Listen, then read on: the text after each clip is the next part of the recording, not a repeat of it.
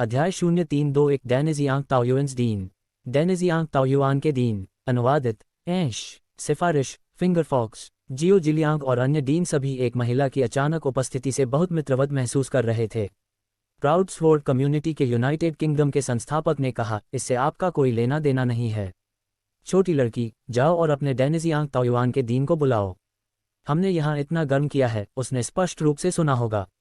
जियो जिलियांग ने कहा। उसने जियानगू की ओर से विलासिता सी गौरकर को भी देखा। हालांकि हुआ जियानग्यू आश्चर्यजनक लग रहा था, लेकिन उसमें कुछ भी नहीं था। तांग येचाओ ने उपहास करते हुए कहा, हुआ जियानग्यू, आप हमें ऑर्डर देने योग्य नहीं हैं, इसके बारे में भी नहीं, भले ही आप डेनिजियांग ताओयुआन के पर्यवेक्षक हों। तांग येचाओ ने अभी तक बात नहीं की थी, इससे पहले कि उनके शिष्य को उग्रवादी रूप से अनुबंधित किया जाए, क्योंकि वह अचानक जियानग्यू से एक रोशनी सुनहरी आभा जैसा दिखता है। ये वास्तव में नष्ट होने वाला स्वर्ण शरीर था, जिसे केवल एक ही व्यक्ति द्वारा जारी किया जा सकता था, जो कि निर्वाण क्लेश को पार कर चुका था। ये डेनिजियांग ताओयुआन की साइट है, आप दोनों में से कोई भी यहाँ एनईएम का प्रबंधन नहीं कर सकता है।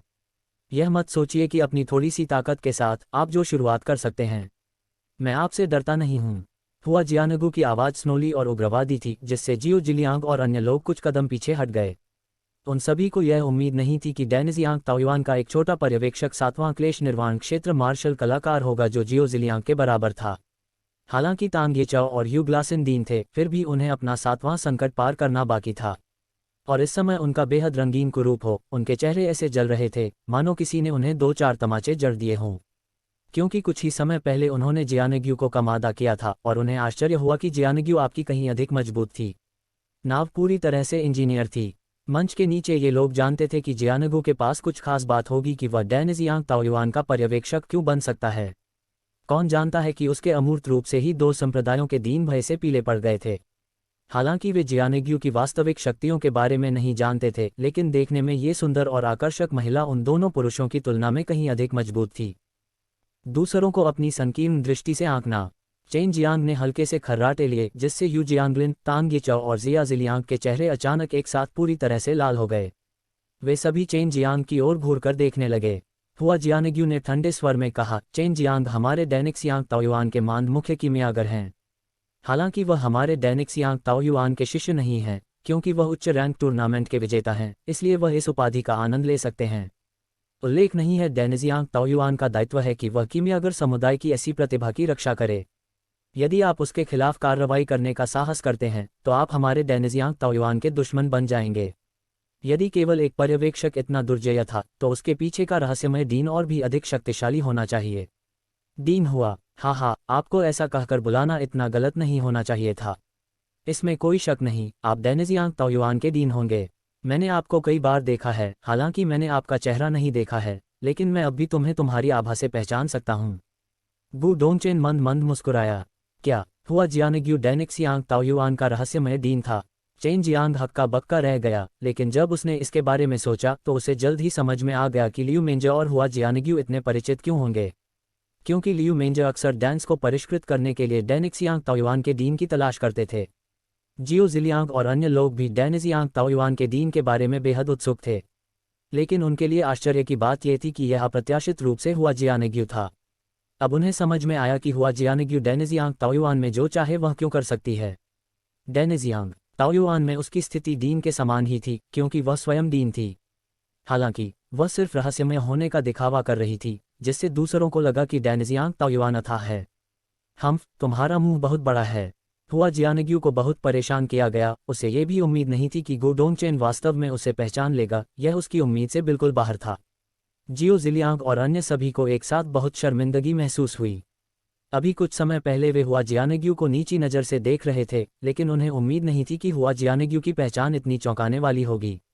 न केवल उसकी ताकत डरावनी थी, बल्कि उसकी कीमिया तकनीक भी वैसी ही थी। केवल 2 कीमियागर चेनवू मुख्य भूमि पर उच्च स्तरीय डैन को परिष्कृत कर सकते थे। एक डेनिजियांग ताओयुआन के डीन थे और दूसरे एक्सट्रीम मार्शल सेक्ट के एल्डर डैन थे। ऐसे लोगों को बिल्कुल भी नाराज नहीं किया जा सकता। कौन जानता है कि कितने शक्तिशाली निर्वाण क्षेत्र के मार्शल कलाकार अभी भी चेनवू मुख्य भूमि में छिपे हुए थे।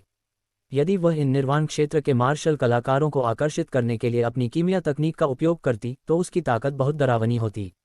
न केवल चेनवू मुख्य भूमि में ऐसा था, बल्कि विदेशों में कुछ मुख्य भूमि में उच्च श्रेणी के कीमियागर भी बहुत दुर्लभ थे। जब तक हुआ जियानेग्यू की इच्छा है, निर्वाण क्षेत्र के मार्शल कलाकारों का एक समूह निश्चित रूप से डैन को परिष्कृत करने में उसकी मदद लेने आएगा। चेन जियांग गुप्त रूप से आनंद ले रहा था। हुआ जियानेग्यू ने उसे सुरक्षा के लिए मान चीफ अल्केमिस्ट की उपाधि दी थी। भविष्य में वह इन लोगों से निडर रहेगा। लेकिन उसके पास अभी भी हुआ जियानेग्यू को भेदने का कोई रास्ता नहीं था। सबसे पहले हुआ जियानेग्यू ने उसे हर कीमत पर जीतने की कोशिश की थी। वह अपना फिगर दिखाने में भी नहीं हिचकिचाती थी। इससे भी अधिक, वह उसकी नौकरानी बनने को भी तैयार थी। तुम्हें बाद में अवश्य पछताना पड़ेगा। मूल रूप से जब चेन जियांग ने उसे नौकरानी के रूप में रखने से इनकार कर दिया तो उसने ऐसा कहा था। चेन जियांग को अब सचमुच थोड़ा पछतावा हो रहा था। अगर उसके पास इतनी शक्तिशाली नौकरानी होती तो वह क्यों डरता। डीन हुआ, क्या हम इस जगह को उपयोग के लिए उधार ले सकते हैं? हम एक अवरोध छोड़ देंगे और इस जगह को बिल्कुल भी नुकसान नहीं पहुंचाएंगे। अगर यह क्षतिग्रस्त हो जाता है तो हम आपको 100 गुना भुगतान करेंगे। जियो जिलियांग ने बहुत आत्मविश्वास से कहा। हुआ जियानेग्यू ने ठंडे स्वर में मुस्कुराते हुए कहा, इस वर्ग को बनाने में 100 मिलियन क्रिस्टल पत्थर लगे। यदि आपने इस जगह का एक कण भी क्षतिग्रस्त किया है तो क्या आप वास्तव में मुझे 10 बिलियन क्रिस्टल पत्थर देने जा रहे हैं? 10 अरब क्रिस्टल पत्थर। जब उन्होंने यह आंकड़ा सुना तो कुछ डीन ने गुप्त रूप से अपने दिल की धड़कन को दर्द से महसूस किया। न केवल वर्ग बहुत बड़ा था, उपयोग की गई ईंटें बहुत कठोर थीं। इस प्रकार की ईंटों का विशेष रूप से खनन किया गया था और प्रसंस्करण के माध्यम से चला गया था। यहाँ तक कि फर्श भी बहुत मोटा था। वास्तव में वर्ग की कीमत 10 लाख क्रिस्टल पत्थरों से अधिक रही होगी। गु डोंगचेन ने हंसते हुए कहा, मैं बाधा खड़ी करने में आपकी मदद नहीं करूंगा।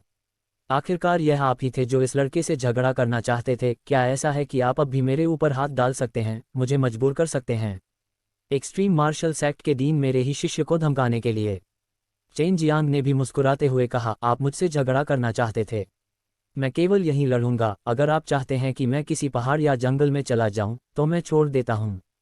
किसी को अपनी चुनौती स्वीकार कराने के लिए विरोधी पक्ष को कई शर्तों का वादा करना पड़ता है। काम करने का यह तरीका बेहद अनुचित था।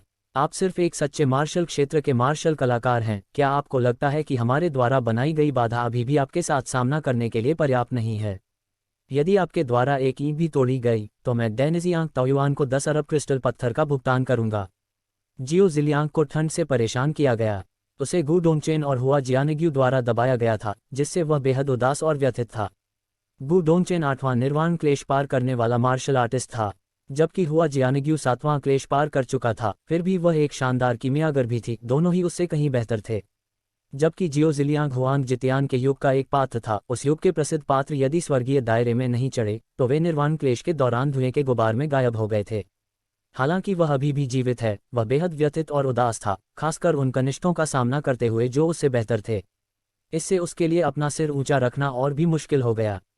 पिछली बार चेन जियांग और लियान चांगयुन के बीच लड़ाई के दौरान, क्योंकि बाधा 3 निर्वाण क्षेत्र मार्शल कलाकारों द्वारा रखी गई थी, यही कारण है कि चाहे उसने कितनी भी शक्ति का उपयोग किया हो, वह एक कोटा भी नष्ट नहीं कर सका। इसलिए यदि वह एक ईंट तोड़ना चाहे तो यह वास्तव में बहुत कठिन होगा। फिर भी चेन जियांग कोशिश करना चाहता था। इस तरह वह जियो जिलियांग का खून बहा सकता था और हुआ जियानेग्यू को 10 बिलियन क्रिस्टल पत्थर भी दे सकता था, जो इन डीन के लिए भी एक बड़ी राशि थी। अच्छा, अब तुम जो चाहो कर सकते हो, हुआ जियानेग्यू ने शांति से कहा, इससे पहले कि वह उड़कर डेनिजियांग टॉवर की 20वीं मंजिल पर लौट आई। अध्याय 0322 स्वर्ण म्यान वाला तलवारबाज। स्वर्ण म्यानधारी तलवारबाज। अनुवादित ऐश। सिफारिश फिंगर फॉक्स। चेन शान ने गुप्त रूप से जियानेग्यू का तिरस्कार किया। वह नीचे आई और छुट्टी लेने से पहले बोली। किसी भी स्थिति में वह अभी भी डेनिजियांग ताओयुआन के मंदमुख कीमियागर थे। उसने सोचा कि अगर मैं मर गया तो क्या होगा। क्या अभी अभी यह नहीं कहा गया था कि डेनिजियांग ताओयुआन पर उसकी रक्षा करने का दायित्व था? ये लड़ाई हमारे संप्रदाय के सम्मान से जुड़ी है, इसलिए हमारे शिष्यों के लिए सब कुछ करेंगे, इसलिए यह एक मौत की लड़ाई है। इसके विपरीत दूसरे संप्रदाय को कोई जिम्मेदारी नहीं दी जा सकती, जियो जिलियांग ने कहा। उन्होंने गु डोंगचेन और वू कैमिंग की ओर देखा, जबकि उन्होंने अपना सिर हिलाया में मंदी की। केवल इतने सारे लोगों के सामने चेन मियामी को झटका ही वे चेन मियामी को पूरी तरह से परास्त कर देंगे और गु डोंगचेन को अवाक कर देंगे। इस तरह वे अपनी संप्रदाय की प्रतिष्ठा में भी सुधार कर सकते थे। उसी जियो जिलियांग ने यहाँ ग्रीष्मकालीन तूफान की धूम मचाई। ये बिल्कुल स्पष्ट था कि यू ग्लासन, तांग येचाओ और अन्य शुरू से ही जियो जिलियांग के साथ यादें कर रहे थे। हालांकि वे अभी भी चेन मिर्जा को हे दृष्टि से देखते थे। अब वे भी इस बात से बेखबर थे कि चेन वेलिमा अभी भी शक्तिशाली थी। अपना हंगेरियन दिखाने के लिए उन्होंने एक बहुत बड़े इलाके को घेर लिया था। इस बिंदु पर जियो जिलियांग और अन्य लोगों ने संयुक्त रूप से आक्रमण के लिए अपनी ट्रेनिंग जारी करना शुरू कर दिया।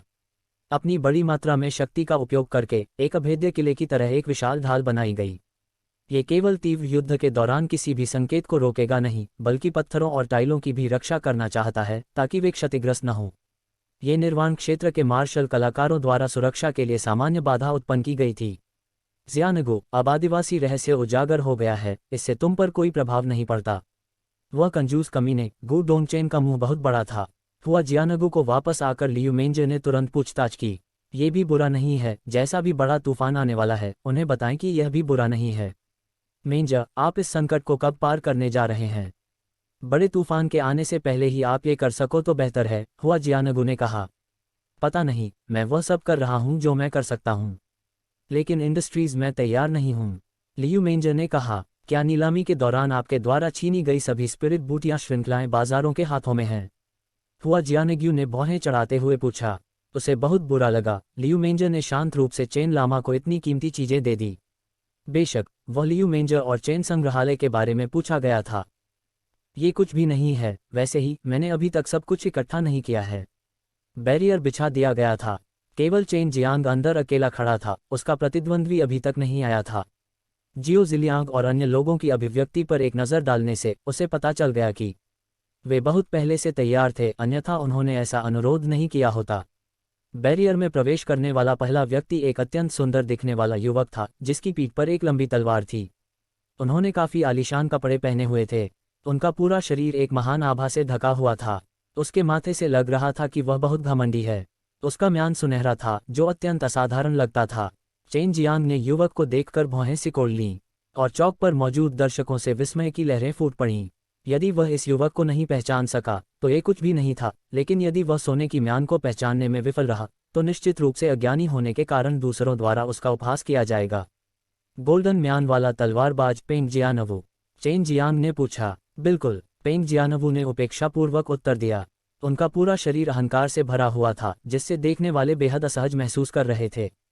सुनहरे म्यान वाला तलवारबाज प्राउड स्वॉर्ड संप्रदाय का सबसे प्रसिद्ध युवा शिष्य था।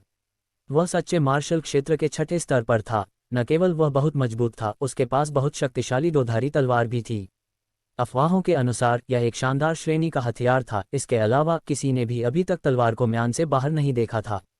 तुम मुझसे लड़ने के लिए तलवार का इस्तेमाल करना चाहते हो? चेन जियांग ने मुस्कुराते हुए पूछा। उसने हाल ही में Azure dragon slaughtering devil blade को ड्रैगन सोल के साथ जोड़ा था। उसे चिंता थी कि उसे इसका परीक्षण करने का अवसर नहीं मिलेगा। इस बिंदु पर सभी को चेन जियांग की भयावह तलवार याद आ गई।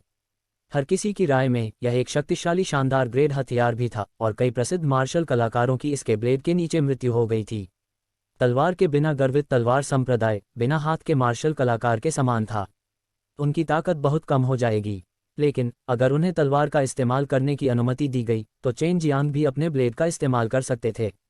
पेंग जियानवू ने यू जियांगलिन की ओर देखा, इससे पहले कि यू जियांगलिन ने पुष्टि में उसकी ओर सिर हिलाया। यू जियांगलिन के सिर हिलाते हुए लियू मेंजर के चेहरे पर आकर्षक मुस्कान की एक झलक दिखाई दी। वह जानती थी कि चेन जियांग का Azure dragon slaughtering devil blade कितना दुर्जय था। क्या इसकी तुलना शानदार श्रेणी के हथियार से की जा सकती है? भले ही यह एक पौराणिक अमर हथियार था, इसका मुकाबला करना मुश्किल होगा, खासकर अब जब इसे ड्रैगन सोल के साथ जोड़ दिया गया है। मैं तलवार का उपयोग करूंगा, आप अपने ब्लेड का भी उपयोग कर सकते हैं, लेकिन मुझे आशा है कि आप उतने अच्छे हैं जितना वे कहते हैं और मेरी तलवार को म्यान से बाहर निकाल सकते हैं। पेंग जियानवू ने चेन जियांग की ओर तिरस्कारपूर्वक देखा। 9वें स्तर के स्पिरिट हथियार का उपयोग करने वाला छठे स्तर का ट्रू मार्शल विलियम मार्शल कलाकार काफी गौरवान्वित होगा। यह उल्लेख करने की आवश्यकता नहीं है कि क्या वह एक बहुत शक्तिशाली शानदार हथियार का उपयोग कर रहा था। यह नहीं भूलना चाहिए कि प्राउड स्वॉर्ड संप्रदाय के लोगों की हड्डियों में अहंकार गहराई तक समाया हुआ था, और यदि इस प्रकार के व्यक्ति को एक शानदार हथियार का उपयोग करने की अनुमति दी गई तो उसका अहंकार स्वर्ग से ऊंचा कैसे नहीं हो सकता। इस बिंदु पर यह पेंग जियानवू का मामला था। अपने बारे में सोचते हुए उसके पास एक शक्तिशाली दोधारी तलवार है, वह दुनिया को तुच्छ दृष्टि से देख रहा था। इसके अलावा कई प्रसिद्ध युवा मार्शल कलाकार जिनका उसने अतीत में सामना किया था, वे सभी उसकी तलवार के नीचे बुरी तरह पराजित हो गए थे। फिर भी यह नहीं भूलना चाहिए कि उसकी तलवार अभी भी म्यान से बाहर नहीं आई थी। चेन जियांग के चेहरे पर एक बहुत उज्ज्वल मुस्कान दिखाई दी। केवल लियू मेंजर ही इस मुस्कान को समझ पाए, और निश्चित रूप से सू मियाओ और अन्य लोगों को भी यह कहने की आवश्यकता नहीं है। इस बिंदु पर दोधारी तलवार पेंग जियानवू का गौरव पहले से ही उनकी आंखों में लोहे का टुकड़ा था। पेंग जियानवू ने तुरंत अपनी पीठ से सुनहरी म्यान वाली तलवार हटा दी, जबकि चेन जियांग ने भी एक लंबा चाकू निकाला। इस चाकू को देखकर सभी को बेहद संदेह हुआ। हालांकि इस ब्लेड पर एक अज़्योर ड्रैगन खुदा हुआ था, लेकिन ये छोटा था। ये कुछ लंबी तलवार जैसी थी। फिर भी ये तलवार नहीं थी, क्योंकि इसकी पीठ चाकू की तरह कुंद थी और इसकी नोक थोड़ी घुमावदार थी। चाकू देखने से काफ़ी हद तक चेन जियांग के कीमती ब्लेड जैसा लग रहा था। हालांकि पिछला ब्लेड बहुत चौड़ा हुआ करता था और ब्लेड का शरीर तलवार के समान होता था। Azure dragon slaughtering devil blade को ड्रैगन सोल के साथ मिलाने के बाद वह ब्लेड के आकार को स्वतंत्र रूप से नियंत्रित करता है। चेन जियांग ने ब्लेड को थोड़ा संकीर्ण कर दिया था और उसने इसे अधिक लचीले ढंग से उपयोग करने के लिए ऐसा किया था। पहले विशाल उपस्थिति बहुत दबंग और चुनौतीपूर्ण थी, लेकिन अब यह बहुत सजावटी लग रहा था। लेकिन इसमें हल्का सा अहंकार भी दिखता था, फिर भी यह नाजुक और सुंदर था। ये देखते हुए कि चेन जियांग उस कथित दबंग विशाल ब्लेड का उपयोग नहीं कर रहा था, पेंग जियानवू ने सोचा कि चेन जियांग उसे नीची दृष्टि से देख रहा था। यही कारण है कि वह अपने सबसे शक्तिशाली हथियार का उपयोग नहीं कर रहा था। उसे यह एहसास दिलाना कि यह उसका अपमान है, लेकिन वह भूल गया था कि उसकी तलवार अभी भी म्यान में है। क्या वह दूसरों का अपमान नहीं कर रहा था? चेन जियांग ने भी जानबूझकर एक कारण से अपना आकार बदल लिया था। वह पेंग जियानवू को बताना चाहता था, आप इस योग्य नहीं हैं कि मैं ब्रॉडस्वॉर्ड का उपयोग करूं। प्राउड स्वॉर्ड संप्रदाय के सदस्यों का स्वभाव बहुत खराब था, इसलिए उन्हें भड़काना बहुत आसान था। एक बार जब चेन जियांग ने अपना हथियार दिखाया तो उसे पता चल गया कि वह सफल हो गया है। हालांकि ब्रॉडस्वॉर्ड और चाकू की शक्ति बिल्कुल एक जैसी थी, फिर भी उसे लगा कि ब्रॉडस्वॉर्ड थोड़ा अधिक दबंग था।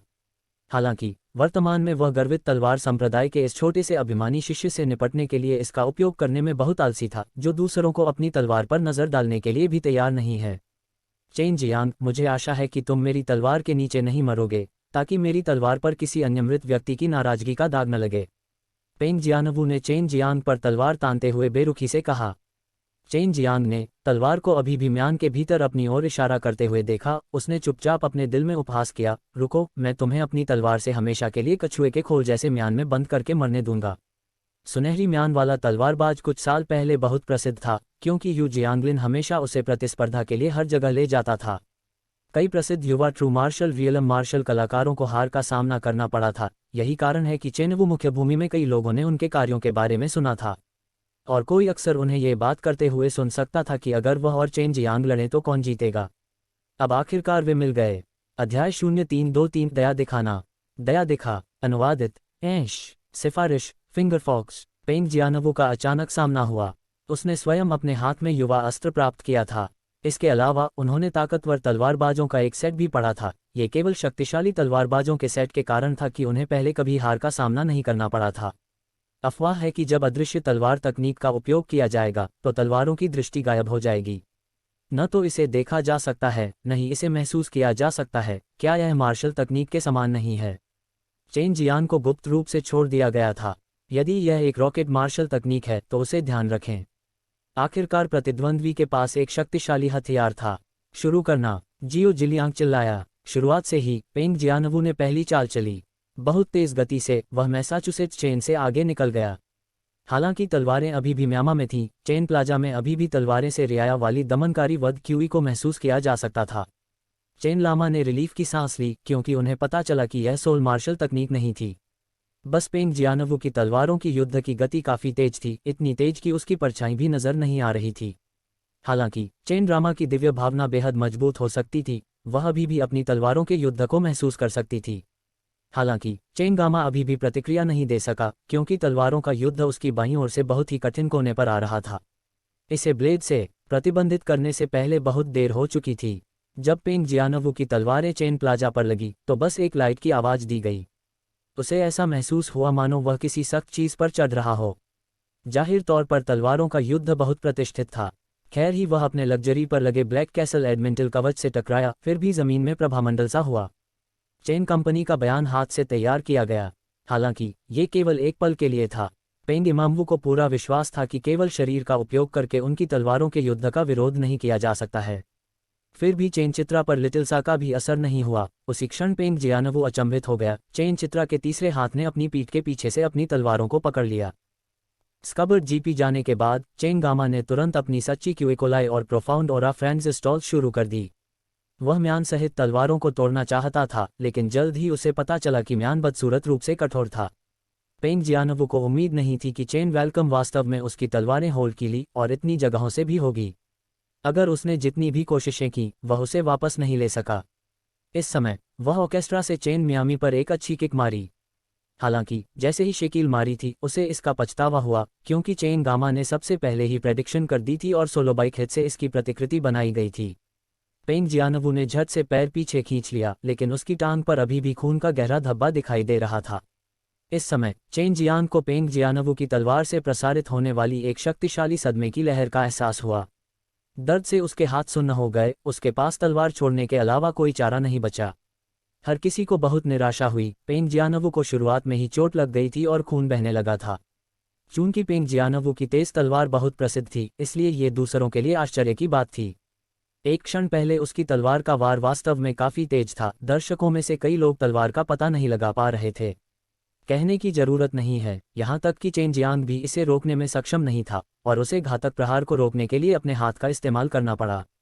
सबसे चौंकाने वाली बात यह थी कि चेन जियांग अप्रत्याशित रूप से अपने शरीर के साथ तलवार का सामना करने से नहीं डरते थे। हालांकि यह एक म्यान वाली तलवार थी, लेकिन वार काफी शक्तिशाली था, क्योंकि ये तो झटके से ही जाहिर हो रहा था। भले ही चेन जियांग के पास एक शानदार कवच था और उसके शरीर को संयमित किया गया था, उसके हाथ को झटके से कुछ चोटें लगी होंगी। चेन जियांग का हाथ अभी भी सुन्न था। उसने अपनी बांह को झटका दिया और उपहास करते हुए कहा, बस इतना ही। मुझे लगता है कि तुम्हें अपनी तलवार बहुत पहले ही हटानी होगी। पेंग जियानवू को अब एहसास हुआ कि चेन जियांग अफवाहों से भी ज्यादा मजबूत था। हालांकि उन्होंने फिर भी तिरस्कारपूर्वक कहा, आप योग्य नहीं हैं। बोलते बोलते वह तीर की तरह बाहर निकला और देखते ही देखते चेन जियांग के सामने आ गया और अपनी तलवार चेन जियांग की छाती पर भोंक दी। उसका जोर बहुत तेज था, फिर भी चेन जियांग पहले से ही तैयार था। चेन जियांग खुद धीमे नहीं थे, उन्होंने जमकर अपना हाथ लहराया। जैसे ही तलवार उसके शरीर को छूने ही वाली थी, उसकी हथेली तलवार की धार पर पड़ी। इससे पहले कि एक जोरदार धमाके की आवाज गूंजी, जिसके बाद चेन जियांग के एक तरफ से एक सुनहरी फ्लैश शूटिंग हुई। बस एक क्षण पहले गति बहुत तेज थी, इससे बाकी सभी को प्रतिक्रिया करने का समय ही नहीं मिला। उन्होंने बस म्यान के साथ एक सुनहरी तलवार को जमीन पर गिरते हुए देखा, जिससे सभी को निराशा हुई। ये पेंग जियानवू की दोधारी तलवार थी, जिसे चेन जियांग ने निहत्था कर दिया था। हालांकि उन्हें पता नहीं था कि क्या हुआ था। सभी एक के बाद एक चिल्लाने लगे। चेन जियांग ने शॉकंग हेवन पाम के उपयोग में पहले ही पूर्णता चरण प्राप्त कर लिया था। अभी एक क्षण पहले शॉकंग हेवन पाम के कंपन ने पेंग जियानवू के हाथ में मौजूद तलवार को निष्क्रिय कर दिया था। और चूंकि उस समय पेंग जियानवू ने बड़ी मात्रा में अपनी ताकत का इस्तेमाल किया था, प्रभाव से प्रतिक्रिया के परिणामस्वरूप शक्ति फट गई। पेंग जियानवू की बांह को सुन्न कर दिया और उसके हाथ से दोधारी तलवार को निष्क्रिय कर दिया। चेन जियांग का पूरा चेहरा खुशी के भाव से भर गया था, मानो वह पेंग जियानवू पर हंस रहा हो। दूर गिरी हुई दोधारी तलवार को देखकर पेंग जियानवू को बहुत ठेस पहुंची। फिर वह तलवार उठाने के लिए आगे बढ़ा। जैसे ही पेंग जियानवू ने तलवार उठाई, चेन जियांग की आकृति गायब हो गई। पेंग जियानवू को पता था कि चेन जियांग अभी भी मंच पर है। बात सिर्फ इतनी थी कि उसकी गति असाधारण रूप से तेज थी, जिससे दूसरों के लिए उसकी छाया को पकड़ना मुश्किल हो गया था। हालांकि कभी कभी चेन जियांग की टिमटिमाती आकृति की झलक अभी भी देखी जा सकती है। प्राउड स्वॉर्ड सेक्ट के यू जियांगलिन को गुप्त रूप से पसीना आ रहा था, क्योंकि उन्हें एहसास हुआ कि चेन जियांग बहुत मजबूत था, खासकर उसकी गति। अचानक उसका रंग खराब हो गया। वापस जाओ। डीन की चेतावनी सुनकर पेंग जियानवू हैरान रह गया और साथ ही उसने महसूस किया कि एक खतरनाक आभा उसके पूरे शरीर को घेर रही है, इससे पहले कि तीव्र बदक्यूई शुरू हो जाए। वह चकमा देना चाहता था, फिर भी उसे लगा कि उसके पैरों के चारों ओर कुछ लपेटा गया है। ये जांचने में बहुत देर हो चुकी थी कि उसके पैरों के चारों ओर क्या लपेटा हुआ था। उसने चेन जियांग के भयावह चाकू के वार को रोकने के लिए तलवार को अपने पास रख लिया। चेन जियांग का ये चाकू आश्चर्यजनक मात्रा में शक्ति ले जा रहा था, जिससे दूसरों को ऐसा महसूस हो रहा था जैसे सुनामी के दौरान एक विशाल लहर उठ रही हो, जैसे कि यह सब कुछ नष्ट कर सकती है। ये ड्रैगन स्लेयर के 7 किलिंग कट से वेव स्ट्राइक थी। इसकी शक्ति अत्यंत प्रचंड थी, जो शस्त्रास्त्र की शक्ति लिए हुए एक राक्षसी लहर की तरह नीचे की ओर आ रही थी। पेंग जियानवू को लगा कि वह इस राक्षसी लहर के सामने सिर्फ एक चींटी है। इस तरह की भयानक ताकत ने उसके घमंडी दिल को तोड़ दिया था। इस समय उसे केवल डर महसूस हो रहा था। चीख के साथ चेन जियांग ने उसे काट डाला। उस पल में हर जगह सुनहरी रोशनी खिल गई, जिसने आकाश और पृथ्वी को ढक लिया। साथ ही एक गगनभेदी विस्फोट ने भूमि को हिला दिया। एक सुनहरी चमक के बाद धीरे धीरे एक खूनी निशान आसमान से होकर गुजरा। ऐसा लग रहा था मानो दुनिया रुक गई हो। सुनहरी रोशनी गायब होने के बाद सभी की नज़र केवल चेन जियांग पर पड़ी, जिसकी खड़ी आकृति ऐसा आभास दे रही थी मानो वह वध का देवता हो। उसके हाथ में पतला Azure dragon slaughtering devil blade था, जिसमें से खून टपक रहा था। पेंग जियानवू उसके सामने जमीन पर घुटने टेक रहा था। उसका एक हाथ उसके कंधे से अलग हो गया था और यहाँ तक कि उसका अभिमान भी। सोने की म्यान वाली तलवार उसकी मूठ से कट गई थी और तलवार अभी भी म्यान के अंदर थी। चेन जियांग ने अपना हाथ थोड़ा ऊपर उठाया, पेंग जियानवू के गले पर ब्लेड की ओर इशारा करते हुए कहा, तुम्हारा हाथ अभी भी फिर से जोड़ा जा सकता है, केवल तुम्हारी तलवार अभी कटी है, बस इतना ही। लेकिन जब तक तुम्हारे दिल में तलवार नहीं टूटी है, तुम अभी भी एक तलवारबाज हो। मैं तुम्हें नहीं मारूंगा क्योंकि तुम मेरे चाकू के नीचे मरने के लायक नहीं हो। ये एक डेथ मैच था। यदि चेन जियांग चाहे तो वह पेंग जियानवू को 2 भागों में विभाजित कर सकता है, लेकिन उसके azure dragon slaughtering devil blade ने उसे ऐसा करने की अनुमति नहीं दी। Azure dragon slaughtering devil blade शैतानों को मारने के लिए था, इंसानों को मारने के लिए नहीं। चेन जियांग ने पेंग जियानवू को जाने दिया था। आचरण के इस तरीके से उन्हें दर्शकों से कुछ प्रशंसा मिली। पेंग जियानवू ने अपने दांत भींचे, अपना हाथ उठाया और बैरियर से बाहर चला गया। यू जियांगलिन ने उसे कितना भी बुलाया, उसने अपना सिर भी नहीं घुमाया। ये लड़ाई उसके लिए बहुत बड़ा झटका थी, लेकिन इससे उसे बहुत लाभ होगा। आपकी उससे कोई दुश्मनी नहीं है, उसे यू जियांगलिन ने केवल जुए के उपकरण के रूप में इस्तेमाल किया था। आपको उसे मारने की ज़रूरत नहीं है, एक बड़ा तूफान आने वाला है, इंसानों को एक दूसरे को नहीं मारना चाहिए। बाई यूयू ने कहा। हालांकि वह शैतान तकनीकों को विकसित करने वाली एक शैतान थी, लेकिन उसे बिना सोचे समझे हत्या करने में कोई आनंद नहीं आता था। वह निर्दोषों को नहीं मारती थी। यू जियांगलिंग नहीं जा सका क्योंकि अवरोध खड़ा करने में अभी भी उसकी ज़रूरत थी। अब वह चेन जियांग से और भी अधिक नफरत करता था, लेकिन वह सहने के अलावा कुछ नहीं कर सकता था। अध्याय 0324 सुंदर योजना। सुंदर योजना। अनुवादित ऐश। सिद्धांत द्वारा मोक्सी। चेन ने अपने ब्लेड वार की सेना से सभी को चौंका दिया था। विशेष रूप से वे डीनबैक स्टैक की थी क्योंकि वे किसी अन्य की तुलना में अधिक स्पष्ट थे। ये सभी निर्वाण क्षेत्र के मार्शल कलाकार थे। वे कई वर्षों तक जीवित रहे और स्वाभाविक रूप से वे समझ सकते थे कि चेन ब्रह्मांड की मार्शल तकनीक आदि थी। उनका अनुमान है कि चेन क्लाइमेट ने संभावित ड्रैगन मार्शल तकनीक अपनाई है। नश्वर दुनिया में बहुत सारी ड्रैगन मार्शल तकनीकें फैली हुई हैं, फिर भी वे इतनी अधिक नहीं थीं। इतने तो इन दीन के पास भी नहीं थे। हालांकि चेन प्लाजा की ब्लेड तकनीक भयानक थी, लेकिन ये दीन देख सकता था कि ये शक्तिशाली मार्शल तकनीक नहीं थी जिसने तलवारों को तोड़ा था, बल्कि उसके हाथ में शानदार चाकू था। जाने ये किस स्तर का भगवान था। चाकू निश्चित रूप से ही नहीं था, यहाँ तक कि एक शानदार श्रेणी का हथियार भी चाकू से काटा गया है। इन दीन को अब यह एहसास हुआ कि अगर उन्होंने इस हथियार के कारोबार की श्रृंखला को बंद कर दिया तो उनके शिष्यों के सफल होने की कोई संभावना नहीं होगी। अपनी दिव्य भावना का उपयोग करते हुए ये 4 निर्वाण क्षेत्र के मार्शल कलाकारों पर चर्चा कर रहे थे। आखिरकार यह निर्णय लिया गया कि चेन बीएमडब्ल्यू को अपने हथियार के उपयोग से किसी भी तरह से प्रतिबंधित किया जाएगा, अन्यथा अगले 3 निश्चित रूप से चेन बीएमडब्ल्यू के हार जाएंगे। चेन क्वांटम, अगली लड़ाई में हमारा पक्ष हथियार का उपयोग नहीं करना चाहता, इसलिए आप भी हथियार का उपयोग नहीं कर सकते, जियो जिलियांग ने कहा। चेन कॉमर्स ने कोल्ड स्वर में कहा, क्या आप ही थे जो लड़ाई के लिए मेरे पास आए थे? यह आपका पक्ष था जिसने किसी भी हथियार का इस्तेमाल नहीं किया था और मैंने साहस नहीं दिखाया। लेकिन अब मैं नहीं चाहता कि मैं मजबूती का प्रयोग किया गया इंजेक्शन। मैं क्यों सुनूं आपको? कोरिया गु डोंग चेन भी यहाँ था। चेन मियामी इन दीन से डरता नहीं था। चेन कंपनी को लगा कि उन्हें नामांकित नहीं किया जा रहा है क्योंकि पूरे मैच में दूसरी लीडरशिप पार्टी कर रही थी। चेन सुपरमार्केट, आपका चाकू बहुत शक्तिशाली है, क्या आपको नहीं लगता कि यह आपके लिए बहुत अनुचित है? तांग ये चाओ ने कहा। चेन प्लाजा ने हंसना शुरू कर दिया। निष्पक्ष, मैं इस समय ट्रू मार्शल ग्रुप के 5वें स्तर पर हूं, फिर भी पेंग जियाउन 6ठे स्तर पर था। क्या आपको लगता है कि यह था? जब आप हथियार का उपयोग करना चाहते थे तो मुझे उसकी निशानदेही होगी और मेरे पास हथियार का उपयोग नहीं होगा। जब आप नहीं करना चाहते तो मुझे अपने हथियार का उपयोग नहीं करना चाहिए। यह क्या है? लड़ाई का उपयोग करने के लिए चिल्लाए नहीं। चेन इमामा के शब्दों ने तांग ये चाओ और अन्य लोगों को क्रोधित कर दिया। देखने वाले भी बेहद हैरान हो गए। उन्हें बहुत आश्चर्य हुआ जब चेन लक्ष्मी ने इन दीन से इस तरह की बात की। वह 4 निर्वाण क्षेत्र के मार्शल कलाकारों से छीना जा रहा था, लेकिन फिर भी उन्होंने बहुत समय बिताया। उधर डोंगचेन ने उपहास किया, जियो जिलियांग, बहुत दूर मत जाओ। यदि आपका शिष्य मजबूत नहीं है तो विपरीत पक्ष को आकर्षित करने की कोशिश मत करो।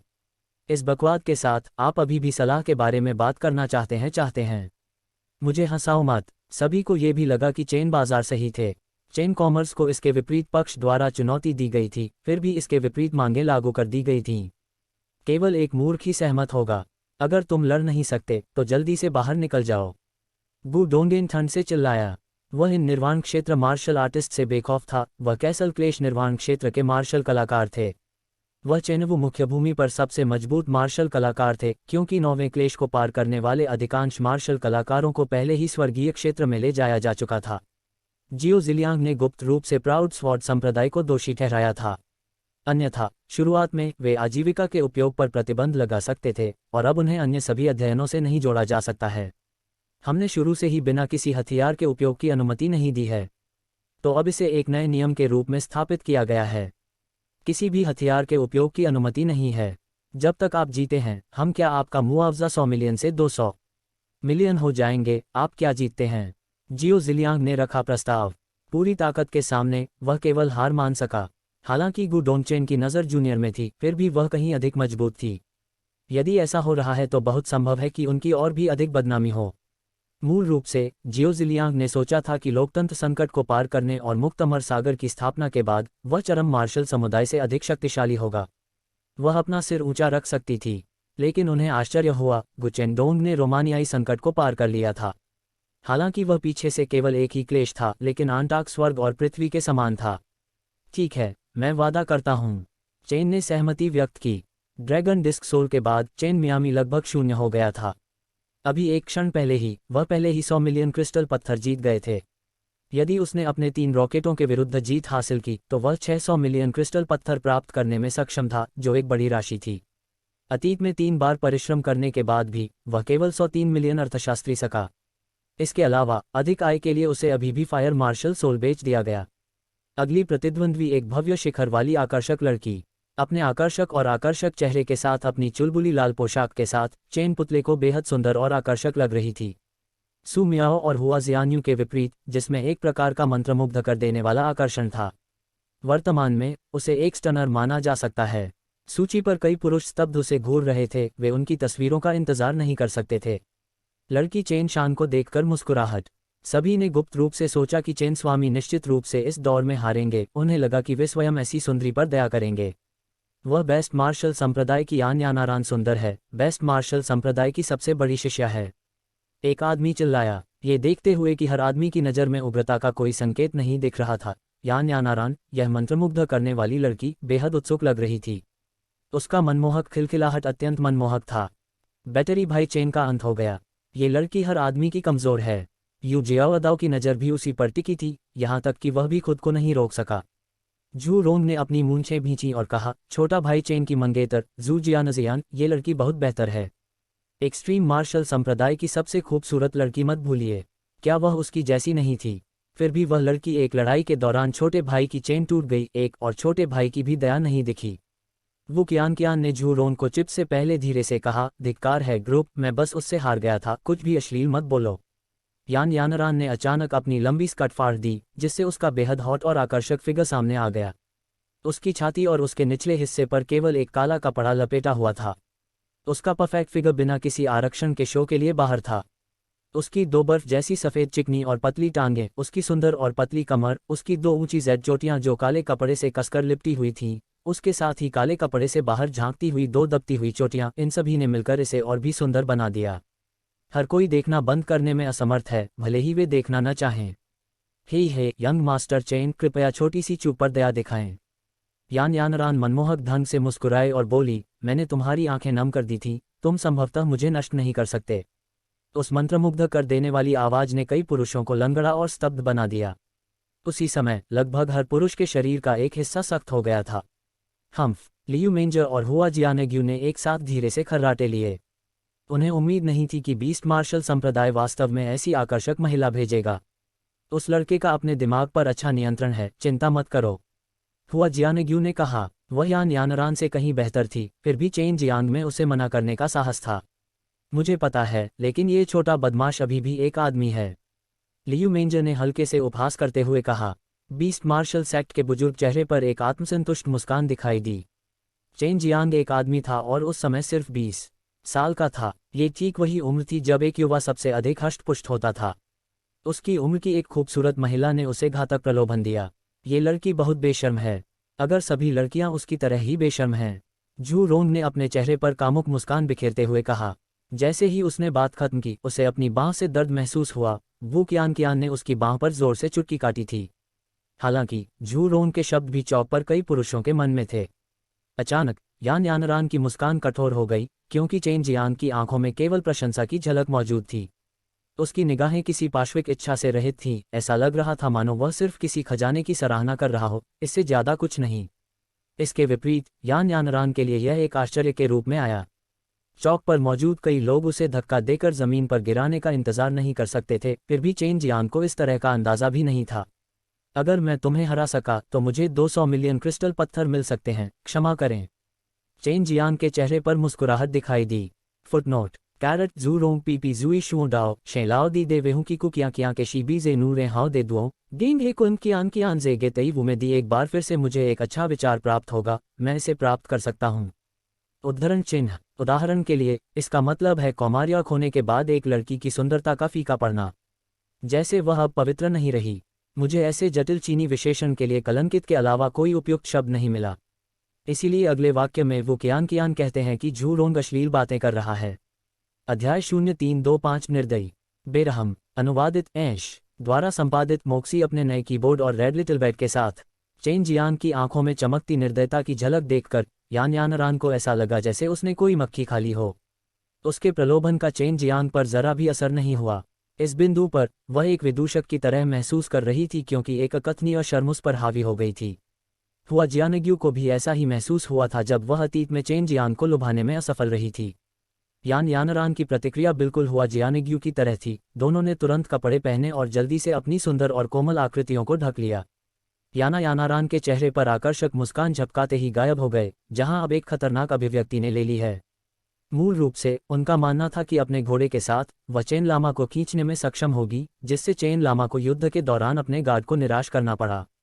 हालांकि उनकी आशाओं के विपरीत उनकी योजना वास्तव में विफल हो गई थी। वह अच्छी तरह से निरीक्षण करता था कि चेन कितनी मजबूत थी। अभी कुछ देर पहले भीड़ के बीच छुपकर वह चेन मेरे की पिछली लड़ाई को ध्यान से देख रही थी। खैर ही वह छठे लेवल का true martial realm martial artist था, लेकिन इसमें कोई भी साथी नहीं था। हालांकि उसे समझ नहीं आया कि क्यों। उसने पूछा था कि चेन आलमिया की ट्रू क्यों अन्य अधिक स्मारकीय और शक्तिशाली थी। हुआ जियानग्यू ये देखने के बाद कि यान यानारान ने सबसे पहले खुद को अपमानित किया था, उसके दिल में गुप्त रूप से खुशी हुई। चेन गामा ने लियू मेंजर जैसे किरदार का भी दिल जीत लिया था, तो जाहिर है वह यान यानारान इतनी सारी दुनिया से प्रलोभित नहीं होंगे। हालांकि चेन बालाजी ने यान यानारान को पहले नहीं देखा था, फिर भी उसने बीस्ट मार्शल कम्युनिटी के टॉप लेवल के बारे में जानकारी दी थी। जब वह यू शियाओदाओ, झू रोंग और अन्य लोगों के साथ शराब पी रहा था, तब उसने एक बार उन्हें अपनी बात सुनाई। उनके अनुसार यान यानान एक बहुत ही बुद्धिमान मार्शल आर्टिस्ट थी और वह किसी प्रकार की कैट मार्शल आर्ट का उपयोग कर रही थी, जिससे वह बेहद फटीली हो गई। यान यानारान को उनके कपड़े पहने हुए देखकर बेस्ट मार्शल संप्रदाय के बुजुर्गों को पता चला कि उनकी प्रारंभिक योजना विफल हो गई थी। यदि यान यानारान हार गई तो उनके बेस्ट मार्शल संप्रदाय को चेन प्लाजा में 200 मिलियन क्रिस्टल स्टोन लहंगे मिलेंगे।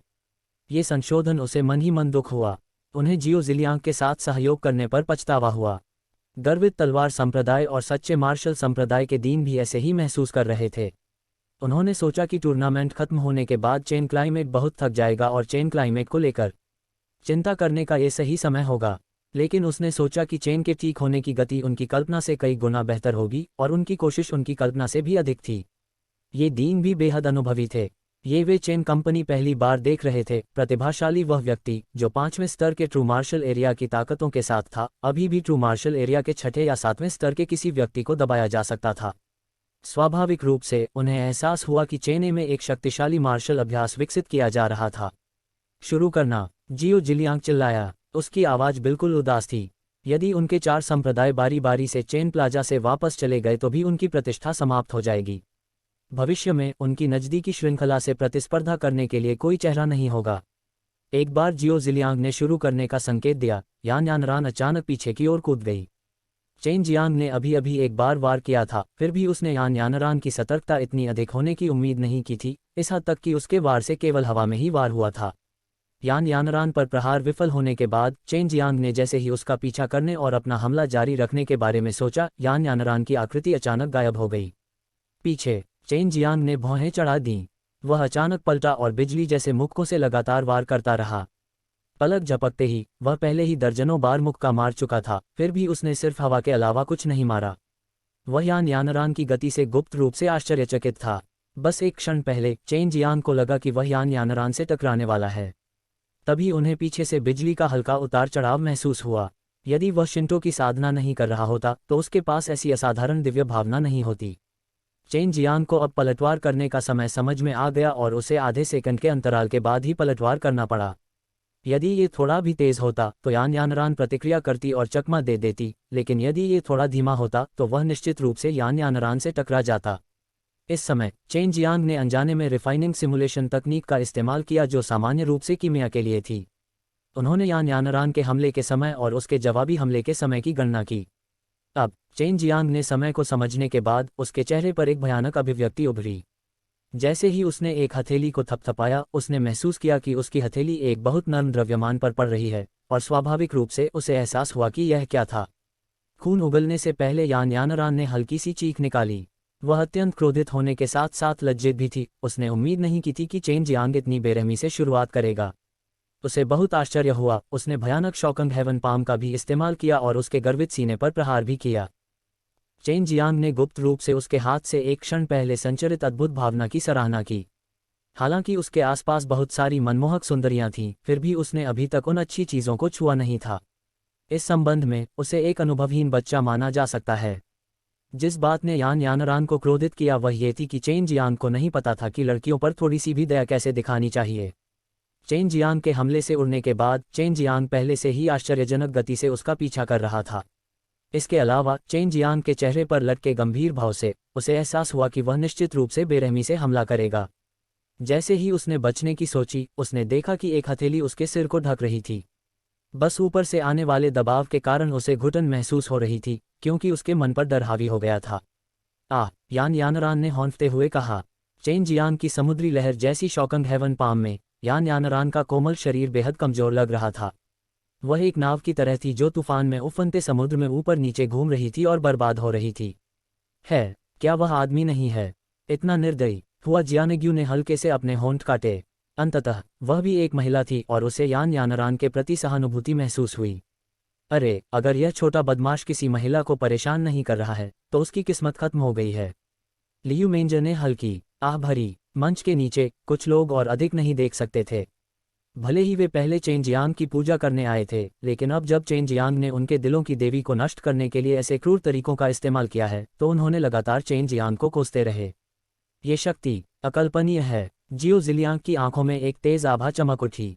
ऐसा लग रहा था जैसे उसे कुछ एहसास हो गया हो, क्योंकि उसे उस शक्ति से एक परिचित एहसास हो रहा था। यदि पीड़ित बिना तैयारी के होता, लगातार शॉकिंग हेवन पाम्स के तहत, यदि वह नहीं मरता तो कम से कम वह गंभीर रूप से घायल हो जाता। यान यानरान का बिल्कुल यही मामला था। वह कैसे उम्मीद कर सकती थी कि कोई लगातार ऐसी जबरदस्त मार्शल तकनीक अपना सकता है। शॉकिंग हेवन पाम के लिए ट्रू क्यूई की खपत असाधारण थी। केवल एक पाम भेजना बहुत मुश्किल था, फिर भी सैकड़ों शॉकिंग हेवन पाम भेजने के बाद भी चेन जियांग का रंग अपरिवर्तित रहा। यह इस बात का स्पष्ट प्रमाण था कि चेन जियांग के पास ट्रू क्यूई का बहुत समृद्ध भंडार था। Chain Jiang! यान यानरान ने धीरे से चिल्लाया। अच्छी दृष्टि वाला कोई भी व्यक्ति यान यानरान की हथेलियों को चेन जियांग के ठीक ऊपर गिरते हुए देख सकता था। उसी समय चेन जियांग को अचानक अपनी हथेली पर दर्द महसूस हुआ। वह स्पष्ट रूप से महसूस कर सकता था कि 5 नुकीली चीजें उसकी दोनों हथेलियों में छेद कर रही हैं। उसे कोई अंदाजा नहीं था कि यह क्या था, हालांकि वह अपनी तेज गति से चलती हथेली को रोक नहीं सका। उसने यान यानरान पर ऐसी क्रूर हथेली तकनीकों का उपयोग जारी रखा। इसका कारण ये था कि उसे लगा कि यान यानरान की सांसें कमजोर होने का कोई संकेत नहीं दे रही थीं। दूसरे शब्दों में, हालांकि यान यानरान को तबाह किया हुआ लग रहा था, उसकी चोटें बिल्कुल भी बुरी नहीं थीं। इस लड़की का शरीर बहुत कोमल और बेहद लचीला है। उसके शरीर के भीतर ट्रू क्यूई में भी वही विशेषताएं हैं। इस वजह से उसके शरीर पर उतरने के बाद आपके शॉकिंग हेवन पाम की लगभग 80% शक्ति उसके शरीर से कम हो जाती है। कोमलता और सच्ची क्यूई, लॉन्ग जुएई ने समझाया। उसकी संवेदनशीलता वास्तव में शक्तिशाली थी। यही कारण है कि वह यान यानरान के शरीर के हर हिस्से को सटीक रूप से महसूस कर सकती थी। यही कारण था कि चेन जियांग नहीं रुके, चाहे यान यानरान कितनी भी बुरी तरह रोए। इसके विपरीत, यान यानरान को तबाह करने के लिए शॉकिंग हेवन पाम का उपयोग करने में वह और भी अधिक क्रूर था। भले ही बाधा 4 निर्वाण क्षेत्र के मार्शल कलाकारों द्वारा रखी गई थी, चेन जियांग की लगातार शॉकिंग हेवन पाम ने अभी भी जमीन को हिला दिया था। भूकंप से कई लोगों के पैर सुन्न हो गए। इस शक्ति के आतंक की कल्पना केवल दर्शक ही कर सकते थे। यान यानरान का तो जिक्र ही नहीं, जो सीधे तौर पर चेन जियांग के प्रहारों से पीड़ित था। अध्याय 0326 हरक्यूलियन कबीला पहला भाग। हरक्यूलियन कबीला पहला भाग। देरी के लिए खेद है, अपने आरक्षण में मैं अभी भी नेटवर्क पर हूं और यात्रा का आनंद ले रहा हूं। दानित ग्रेन। सिफारिश फिंगर फॉक्स। क्या ये वास्तव में ऐसी भव्यता को नष्ट करने को सहन कर सकता है? उनकी कोई शत्रुता नहीं है, उन्हें ऐसे नौकरानी का उपयोग करने की कोई आवश्यकता नहीं है। लियू मेंजर ने बर्नहे को सूचीबद्ध किया। वह नहीं चाहती थी कि चेन सुपरमार्केट एक क्रोशिये मैन बने। उसे पता चला कि चेन क्लाइमेट एक ऐसा व्यक्ति था जो हत्या करने से नहीं हिचकिचाएगा, लेकिन केवल जब उसकी जान को खतरा हो गया तो वह ऐसे ही क्रांतिकारी का सहारा बन गया।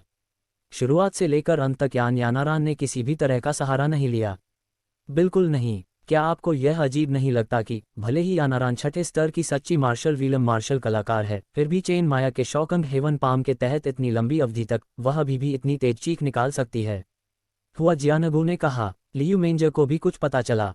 बाघ की गगनभेदी दहाड़ के बाद सभी ने देखा कि चेन लक्ष्मी ने अचानक एक के बाद एक मुक्का मारा। चेन प्लाजा के अमीर सिर पर एक विशाल सोनार बाघ का आगमन हुआ, जो कि स्टैच्यू से यान यानारान की उच्च चेस्ट पर युद्ध कर रहा था। यान यानारान ने एक चिल्लाते हुए चिल्लाया जैसे उसे मारा गया था। उसके मुंह से खून बहना लगा। एक क्षण में वह बैरियर से बाहर थी। जैसे ही वह बाहर निकली, जमीन पर जगह बनाने से पहले वह पूरी तरह से घूम गई। ये देखकर चौक तुरंत विस्मयादिबोधक की लहरों से गूंज उठाएं।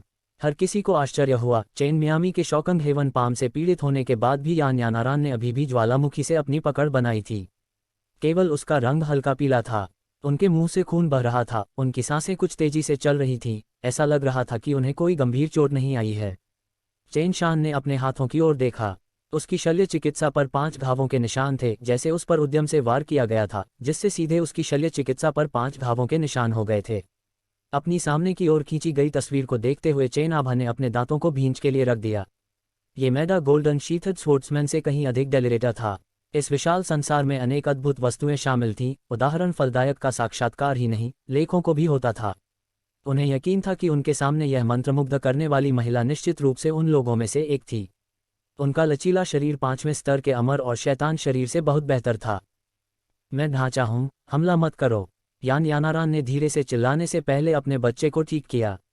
ये देखकर चेन नाटक को थोड़ा आश्चर्य हुआ। वह आकर्षक रूप से चित्रांकन और बोली, आश्वस्त रहो, ये जहर नहीं है। बस याद रखें, मुझे धमाका करना इतना आसान नहीं है। वैसे भी मेरे चेहरे पर न मारने के लिए धन्यवाद, अन्यथा मैं। जैसे ही उसने बोलना समाप्त किया, उसने चौक में गायब होने से पहले कुछ बार छलांग लगाए। बहुत डरावनी महिला। उसके पंजे वास्तव में काले कछुए एडमेंटल कवच के माध्यम से घुस गए थे, या उसका हमला इतना तेज था कि काले कछुए एडमेंटल कवच को भी बचाव करने का समय नहीं मिला, इससे पहले कि उसने मेरी हथेली को छेद दिया। चेन जियांग ने मन ही मन कहा। इस महिला का कमजोर बिंदु उसका सिर था, फिर भी आपने उसके सिर पर कभी प्रहार नहीं किया। लॉन्ग जुएई ने कहा। हाँ, अंत में मैं नर्म दिल का था। अफसोस, एक बहादुर नायक के लिए एक खूबसूरत महिला से पार पाना मुश्किल होगा। चेन जियांग ने शोक व्यक्त किया। ओह, तुमने उसके शरीर पर प्रहार किया। मुझे डर है कि तुमने बहुत सारे फायदे सस्ते में ले लिए। क्या ये सही नहीं है?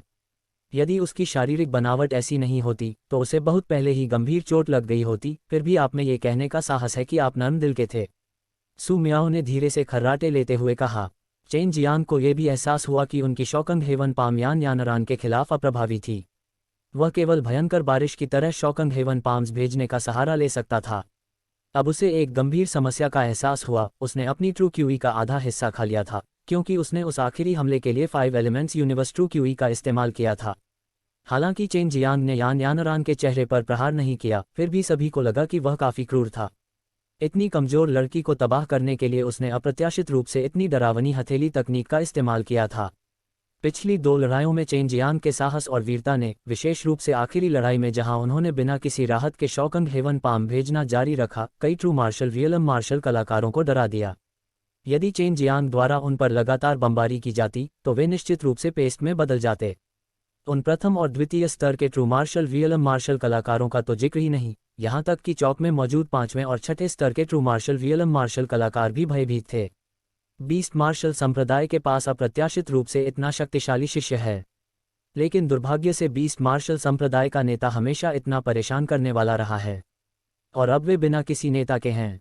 गु डोंगचेन भी क्रूर था, एक पीढ़ी के अंतराल के बाद उसने एक बार फिर उनके डीन को मार डाला। हुआ जियानग्यू ने कहा। लियू मेंजर ने निश्चित रूप से ऐसा नहीं सोचा था, क्योंकि वह भी काले कछुए के रहस्यमय दायरे के अंदर थी। उस समय गु डोंगचेन और तिकड़ी को कई निर्वाण क्षेत्र मार्शल कलाकारों ने घेर लिया था। गु डोंगचेन के लिए बीस्ट मार्शल सेक्ट के डीन और फ्री इमोर्टल सी, ट्रू मार्शल सेक्ट और बीस्ट मार्शल सेक्ट के निर्वाण क्षेत्र के मार्शल कलाकारों को एक के बाद एक मारना बिल्कुल असंभव था। हालांकि चेन जियांग ने उससे कुछ भी जिक्र नहीं किया, लेकिन उसने थोड़ा अनुमान लगा लिया था। उस समय चेन जियांग काले कछुए के रहस्यमय क्षेत्र के अंदर एक अजेय प्राणी के समान था। अन्य लोग अपनी सच्ची क्यूई का उपयोग करने में सक्षम नहीं थे, फिर भी वह कर सका। छोटे भाई टैंग, अब लड़ने की बारी आपके सच्चे मार्शल संप्रदाय की होनी चाहिए, जियो जिलियांग ने आग्रह किया। वह संभवतः चेन जियांग को ठीक होने के लिए कुछ समय नहीं दे सका। जैसे ही उन्होंने बोलना समाप्त किया, चेन जियांग ने 5 एलिमेंट्स ट्रू एलिमेंटल डैन निगल लिया। कई दर्शकों को जलन महसूस हुई। 5 एलिमेंट्स ट्रू एलिमेंटल डैन की कीमत 10 लाख क्रिस्टल पत्थरों से अधिक थी, फिर भी चेन जियांग ने बिना पलक झपकाए इसे निगल लिया। वे गुप्त रूप से चेन जियांग से ईर्ष्या करते थे। यह विचित्र चरित्र, न केवल वह एक भयानक कीमियागर था, बल्कि उसके पास स्वर्ग को मात देने वाली ताकत भी थी। टैंग येचाओ चेन जियांग को 5 एलिमेंट्स ट्रू एलिमेंटल डैन निगलते हुए देख रहा था। उसकी भौहें थोड़ी सी हिल गईं। इस बात का कभी जिक्र नहीं किया गया कि उन्हें रिकवरी के लिए डैन लेने की इजाज़त नहीं थी। उल्लेख करने की आवश्यकता नहीं है, वे बारी बारी से चेन जियांग से लड़ रहे थे। अगर विपरीत पक्ष को उबरने की अनुमति नहीं दी गई तो ये बहुत बेशर्म होगा। 5 एलिमेंट्स ट्रू एलिमेंटल डैन को निगलने के बाद चेन जियांग ने शक्ति को पचाने के लिए तुरंत ताइची सबडुइंग ड्रैगन एक्सरसाइज का संचालन किया। वह पिछली 2 लड़ाइयों में खाई गई सच्ची क्यूई को पुनः प्राप्त करना चाहता था, क्योंकि उसके पास अभी भी 2 लड़ाइयां बाकी थीं। मेरा सच्चा मार्शल संप्रदाय मानता है, तांग येचाओ अचानक चिल्लाया। अब अगर उसने अपने शिष्य को भेजा तो क्या वह सिर्फ उसे प्रताड़ित होने के लिए नहीं भेज रहा था? ये बहुत नासमझी होगी। वर्तमान में वे जियो जिलियांग से पूरी तरह असंतुष्ट थे। उन्हें अपने शिष्यों को पहले लड़ने के लिए भेजने के लिए क्यों कहना चाहिए? फिर भी उनके फ्री इमोर्टल सी के शिष्य सबसे अंत में लड़ेंगे। क्या वह बस उनका फायदा नहीं उठा रहा था? ये सोचकर तांग येचाओ को बहुत दुख हुआ। बीस्ट मार्शल संप्रदाय और प्राउड स्वॉर्ड संप्रदाय के लिए भी यही सच था। उन्होंने चेन जियांग की ताकत को कम कर दिया था, जबकि फ्री इमोर्टल सी आराम से बैठकर आनंद ले सकता था। अंत में उन्हें ही चेन जियांग को क्रिस्टल पत्थर देने होंगे। यदि फ्री इमोर्टल सी ने आखिरी लड़ाई जीत ली तो चेन जियांग को अपनी इच्छानुसार डैन को परिष्कृत करना होगा। फ्री इमोर्टल सी निश्चित रूप से आसमान हिला देने वाला मुनाफा कमाएगा। जियो जिलियांग को स्पष्ट रूप से एहसास हुआ कि तांग येचाओ और दूसरों के दिमाग में क्या चल रहा था। वह भी इन जूनियर्स से पूरी तरह असंतुष्ट थे। यदि पिंसर एक्सट्रीम मार्शल संप्रदाय पर हमला नहीं करता तो वह उनके साथ सहयोग करने की जहमत नहीं उठाता। तुम तो लड़ने से पहले ही हार मान चुके हो, तुम जूनियरों में भी कोई साहस नहीं है, जियो जिलियांग ने धीमी आवाज में उपहास करते हुए कहा। उसी समय बैरियर के बाहर एक बूढ़े आदमी ने अर्थपूर्ण दृष्टि डाली। हालांकि चेन जियांग ने पिछली 2 लड़ाइयों में दया दिखाई थी, तांग येचाओ को चिंता थी कि चेन जियांग अपने ट्रू मार्शल सेक्ट के शिष्य से निपटने के लिए क्रूर तरीकों का इस्तेमाल करेगा। क्योंकि चेन जियांग की ट्रू मार्शल संप्रदाय से बड़ी दुश्मनी थी। इसके बाद लड़ने की बारी फ्री इमोर्टल सी की थी। चेन जियांग ने पहले फ्री इमोर्टल सी के कुछ शिष्यों को मार डाला था, लेकिन वे सिर्फ कुछ गुर्गे थे। लेकिन अब मुक्त अमर सागर का शिष्य निश्चित रूप से मजबूत होगा, अन्यथा जियो जिलियांग इतना आश्वस्त नहीं दिखता। Chain Jiang 5 elements true elemental Dan को थोड़ा थोड़ा करके परिष्कृत कर रहा था।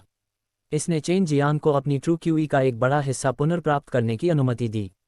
वह जानता था कि विरोधी पक्ष उसे ठीक होने के लिए ज्यादा समय नहीं देगा, हालांकि अब उसके लिए एक लड़ाई लड़ना ही काफी था। अचानक एक विचित्र ऊर्जा का उतार चढ़ाव आया। चेन जियांग जल्दी से कुछ कदम पीछे हट गया, तभी एक बच्चा अचानक उसके सामने आ गया और उसकी चोटी आसमान की ओर थी। प्राचीन हरक्यूलियन कबीला, लॉन्ग जुएई ने चिल्लाकर कहा। अध्याय 0327 अत्यंत कठिन कबीला अंतिम भाग।